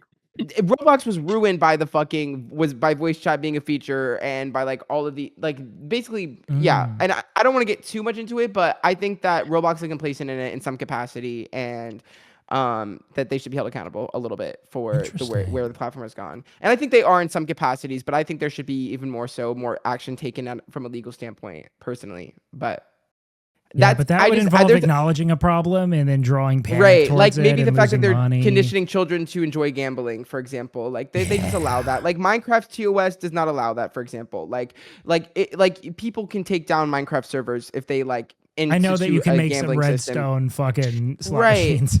That doesn't exist. Yeah, that doesn't. Even if it does exist, it's not enforced. So. Anyways, Roblox. I love Roblox. I've spent. My account is worth so much money because I bought so many limiteds back in the day that have just like become accrued so much value. What like, do you mean when you say so much money? Like what's like a top tier Roblox account going for on the internet? Oh, hundreds of thousands of dollars. Oh my god, that's insane. Or literally, if you're a dev, you can make more. Really. You can make so much money being a dev in Roblox. There are people making millions of dollars on Roblox right now. Yep. Making there are people making millions of dollars a fiscal quarter on Roblox. Like, Christian, this is what I'm saying. All the old heads. The only reason I even know about this is because like this is all like the game dev strategists talk about. Guys, Roblox is the shit. Roblox is like, peak profit. Roblox It is capitalistic slop. That is what Roblox is. It is capitalism in a game. Like if you guys. You're not selling it to me. And if you saw that, like there's this interview with Jeff Kaplan that came out recently where he talks about Overwatch and all the pressures that were on it. Oh, Titanfall that was from like 2016 to like 2020, and that was Fortnite putting pressure on everyone. Fortnite and Epic were like the big like that, but right now it's Roblox. Every single fucking CFO, all the suits are all looking at Roblox right now. It Roblox seems like it offers like a very like penetrable and like modifiable sort of framework for play. Like anyone can get into it. Doesn't matter how old you are, and there's something for you there, which seems interesting. It's great. Sometimes when I'm fasting, I do Roblox Chipotle Simulator, and I make a bowl and I just sit there and eat it in Roblox. That would do damage like that would hurt me like more than just like it hurts. Yeah, it's like watching the Food Channel, but like with kind of shitty food. You have like some kids like you have kids like these like genius kids who are like somewhat on the spectrum who are like 16 years old, like in their parents' basement, making better games than AAA studios. Yeah, and they're just cooking. Like it's sick, dude. And there are some good ass like Roblox Rivals. Doors is amazing. Roblox Rivals is an amazing fucking shooting game. Play Doors with us sometime. Play Doors with us sometime. I've never played Roblox at all. Nandra and I have hours indoors together. Like dead ass hours indoors together. Like I don't even have a point of entry into this Discord. So you literally just run through doors and try not to get captured by the monsters. Yeah, it's really fun and thrilling. It's kind of like a runner game. But you have to be able to duck and hide. Do you think that there's like a nostalgia to the simple design of like maybe like that this sort of framework enforces? Of you being like, oh, I love how like not bloated and like cumbersome everything is. Like I get the system. I played games like this on my fucking Nintendo 64. Yeah, I play as Freddy Fazbear head, but my body's a turkey when I play Roblox. It's amazing. Ooh. His Roblox character is exceptional. Mine is just expensive. That sounds awesome. They're fun and they're simple. Man, there's this I only found them on IG where they're like taking retro games and it's like if Legend of Zelda was made by a AAA company today, you guys should go find it. But it's the funniest shit because they're just like, if you like look at how AAA games are made today, they're so hand-holdy and they just take the fun out of everything and they over-explain shit and they're like, I don't know, man. Like Roblox just like throws you in, just lets you go fucking play. It's I don't know. I actually switched my avatar recently. I'll post a picture of it just really quick. This is who I've been playing as LeBron James. Oh. Here. Where is it? Wait, where are we posting it? I'm gonna just put it over my cam so you can all see it. Beautiful. This is my Roblox avatar as of late. Wait, I gotta go to this scene. I'll make it bigger. Hold on. Yeah. Oh, that's beautiful. Oh, wow. I like your guy. I play as LeBron. Why is he in his undies? LeBron. It depends on what game you're playing. Yeah. Indoors, that's the undies game? Well, he actually does look like that indoors. Some games honor, so, not to get into too much of the Roblox lore, but basically, like, there's an original, like, sort of, like, build to Roblox characters, and then they added another build, and some games, like, are, like, don't honor the new builds and are retrofitted, but some games appreciate the fact that there are new ways that your character can look and, like, are agreeable to those, like, new characters. So sometimes Nandre does look like his character, and sometimes he just looks like a box. People do say I look like LeBron. Yeah, no, I see it. No, well, it's. Did you guys ever have Did you guys ever have a game that you like didn't your dad played or something, and you weren't like old enough to know how to play it, but you were My like parents on the were not computer? cooked like that. No, my weren't like dad. Tiger gamers like Woods that? Golf 94. Mine was I'd Battle say the Zone. game of I golf, had maybe.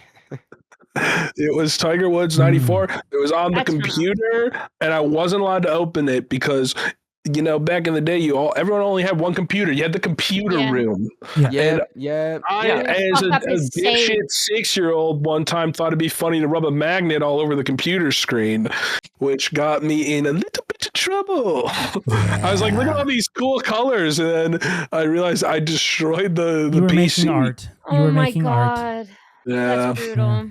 You did not get your parents' permission to go online. That was tough, Dude, bro. Yeah. Young kids are shit to like computer lab computers too. They would put like peanut butter and cheese in the CD tray and like, Yeah. Oh my God. yeah. I lived with some like evil bastard middle schoolers, I guess. Yeah, I think that there's a certain like sport to seeing what you are allowed to do as a person. You know what I mean? Especially like when the consequences aren't made clear to you. Like you don't know. You just know that that's bad. You don't know like I knew my consequences quite clearly. Were your parents very imperious? Yes. Wait, were you a bad kid? Like, did you do bad? No, I was a really good kid, but if I never got detention, I didn't talk to boys, I always did my homework, I didn't hang out with people. But if I let one word slip, you're getting your mouth washed out with soap, you're getting the can't belt, say those words. Did you have glasses as a kid? I had like rectangular glasses when I was in middle school, but prior I think to it that, helps. I think it helps like the studiousness to teachers and like you're getting No, they fucking hated me and called me the R word all the time, but I have learning disabilities. Teachers? So yes. Oh, why? They didn't understand learning disabilities in the 90s and early 2000s very well. So they just thought called that you the word? straight up.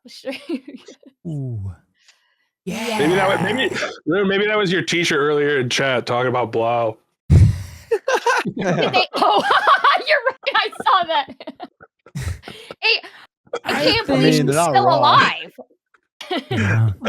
I'm just yanking your chain. I'll just yanking your chain.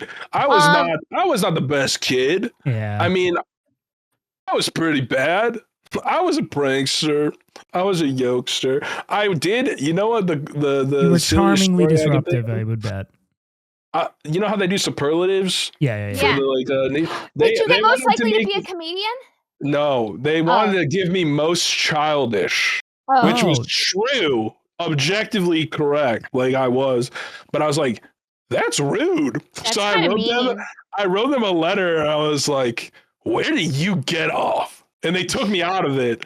And then when they printed the yearbook, they cut like 25 people on the printing. So they sent out like a supplement a couple of months after the year ended with us, like a paper supplement. And I swear to this day, my conspiracy theory is that they cut me out because I told them that, why would you call someone the most childish? That's ridiculous. They're like, well, because you're kind of being a big baby. Last laps on them. They're all affiliates or worse. Yeah, you're a partner. I got the badge on me. I keep the thing on me. Well, I think if anything, and I know we've been going for just about 4 hours now, so I'm going to go ahead and say, guys, if you are ready to leave, show of hands, you let me know. It's time to wrap it up. 4 hours is more than I ask. I will also say that we leave with one true lesson, right? Which is that because we're all Twitch partners, we are better than you guys, and you should endeavor to improve your life. Oh, what? Everyone make fun of Rune, dude. Fucking boo. I didn't realize I had an affiliate on this show. How are you not a Twitch partner? Oh, wait, what is your problem? I don't stream enough for that to I'm I just, why, you know what I mean? Like, you have to be consistent. My ass is not consistent. I'm 32. Like a month, like a couple weeks probably. Okay, well, sometimes my body hurts and all I can do is sleep, so I just feel like that's maybe not going to work out for me. Rune, all you gotta do is play through Kingdom Hearts 1 on stream and you'll hit partner. Easy. One full run through. I want to leave that magic in my past, but maybe time to ruin it. Are you excited for the next Kingdom Hearts? Oh man, I don't want to be a hater, but I fucking hated Kingdom Hearts 3, and I couldn't fucking finish it because they fucking ruined the one thing I love. Hate flow through. It is really one of the biggest botches in video game history. Can we be so real? They fucking betrayed me. That's a passionless game. It's a passionless game. Kingdom Hearts. Mm-hmm. Yeah. Well, listen, I would love to talk for 12 hours, but I do want to eat dinner because I haven't eaten yet today. Please, I have you guys overstayed your welcome. I actually hate that you're still here. Oh, my bad. Thank you guys so much. Everyone, guys, I want to just go ahead and say before we do our one-by-one sign-offs here, everyone who watched the show, thank you so much, guys. If you loved any of our wonderful panelists, please go support them. Again, I try my best to curate a group of people that I think are like truly awesome and deserving of time and platforms and energy. And I would love for you guys to go and you know, honor that by following them, loving them, showing up to their streams, etc. Because I'm very grateful to know all these people, and I think they make the platform better. So please go ahead and give them love. Anyways. I had such a lovely time. Me too. I loved chatting with you guys. Awesome. It was so much fun. You're always welcome back. You know, you guys are in the Discord. I'm sorry, I was so quiet. You were my mic was muted for like 20 minutes. I'm sorry. Oh, really? Oh my God. No, you were an awesome contributor, and I'm so grateful you came on. Thank you for inviting me, Wake. Truly awesome. But sorry to everyone I interrupted, including Wake just now. I have really bad ADHD, and it's not a disrespect thing. It's an the shut of the fuck up. This is an interrupt zone. Yeah, me too, girl. This is an interrupt zone. I prefer that. I was told by Wake during this to interrupt people. Yeah, I was like, don't feel like you have to you're not interrupting people enough. What are you doing? I'm a big believer in that. I think that it's totally okay to interrupt people because like the conversation moves. But guys, thank you again. Blau, tell them who you are, where they can find you. Sign yourself out of here. You can unfollow me at twitch.tv/Blau unless you want to go down the right-wing grift with me. Thank you so much, my sweet MAGA Chud. I loved having you on, man. Yeah, Chud's out. I'll tell you what. I'll be in LA next week, I think. Next weekend, if you want to do stuff. From like the 20th to the 27th, I think I'll be there. Or 21st to 27th. I'll text you. Hell yeah. Hell yeah. But thank you so much, Blau. Christian? Oh, sorry. Oh my God, I just screamed. Twitch.tv/Christian. WWake, as always. These little podcasts are always a goop and a gag, and I appreciate the invite always. And it was so nice to talk with everyone and to meet Jace. It's nice to meet you. And nice to meet you. it's so nice to meet you and see everyone. And Nandre, we should run doors soon. Rune, thank you for birthing me. Wake, you look so handsome. And Blau, I birthed you. Yeah, I said you birthed me. Oh, sorry. I thought you said Nandre did. I was like, what the fuck? No. I said Nandre. I said Nandre, we should play doors, but I said that you birthed me. Oh, thank you. So sorry. I just don't in front of your mothers. You're a bussy slayer in my eyes, King. Oh my God. Oh, hey, he's valid. And Jades? I need to look up these terms. I've only ever seen one of y'all's appearances ever, and that was girlfriend, RuneScape girlfriend. That was on Pizza stream. Hi. So it was like, nice to meet you. Everybody else I met today. So I'm really happy to meet you guys. You guys are cool. I stream on Jades. That's my name, and you guys can find me there. Everybody, come check me out. I do everything. Yes. I have no like set schedule. So if you're looking for somebody who like is a good streamer, I'm not a good streamer, but I am a really awesome, fun streamer. Right? Yes. I'm like an experimental person. Big shout out to Jades. Make sure you guys go follow Jades. And our pinch hitter Nandre in the building. Oh, what's up? I'm Nandre. I stream every day around 6 p.m. Pacific, except for Fridays and sometimes Sundays. I do whatever. I don't know. I always tell people my stream's like the jackass of the internet, but recently all I do is play Deadlock. It's an addiction. It's bad. I got to get off of it. It's ruining my life, but I can't stop. Well, that's what I do. So the best thing forward is to monetize the shit out of it. So guys, make sure you go and help Nandre monetize the shit out of his addiction so he stays ensnared in it forever. Yeah. Enable me, please. Yes. And Rune? Hi, my name is Rune. I'm twitch.tv RL RuneScape GF. I don't play RuneScape on there ever anymore because I don't have the attention span. Mostly what I do is I either talk about why I should be president of the universe, or I draw really cool t-shirts in MS Paint that I don't sell, but I should sell one day. And one of my life dreams would be to make t-shirts. I have this one shirt that says "It's giving penis" and it has a frog on it. And then the other shirt says "I'm penis" with a frog on it. And it's a really good shirt. Can I get the link for that? Like immediately? Can you post that on the Discord? I haven't made it into a shirt yet, but I'll send you an image. Please. I think it's a great shirt for couples. Thank you so much. It's giving penis. It's giving penis anyways, so It's that's giving penis. It all comes back to penises, huh? Yeah. As it is. Full circle. Oh my god, it does. I feel like you say that for word that. really good, Andre, too.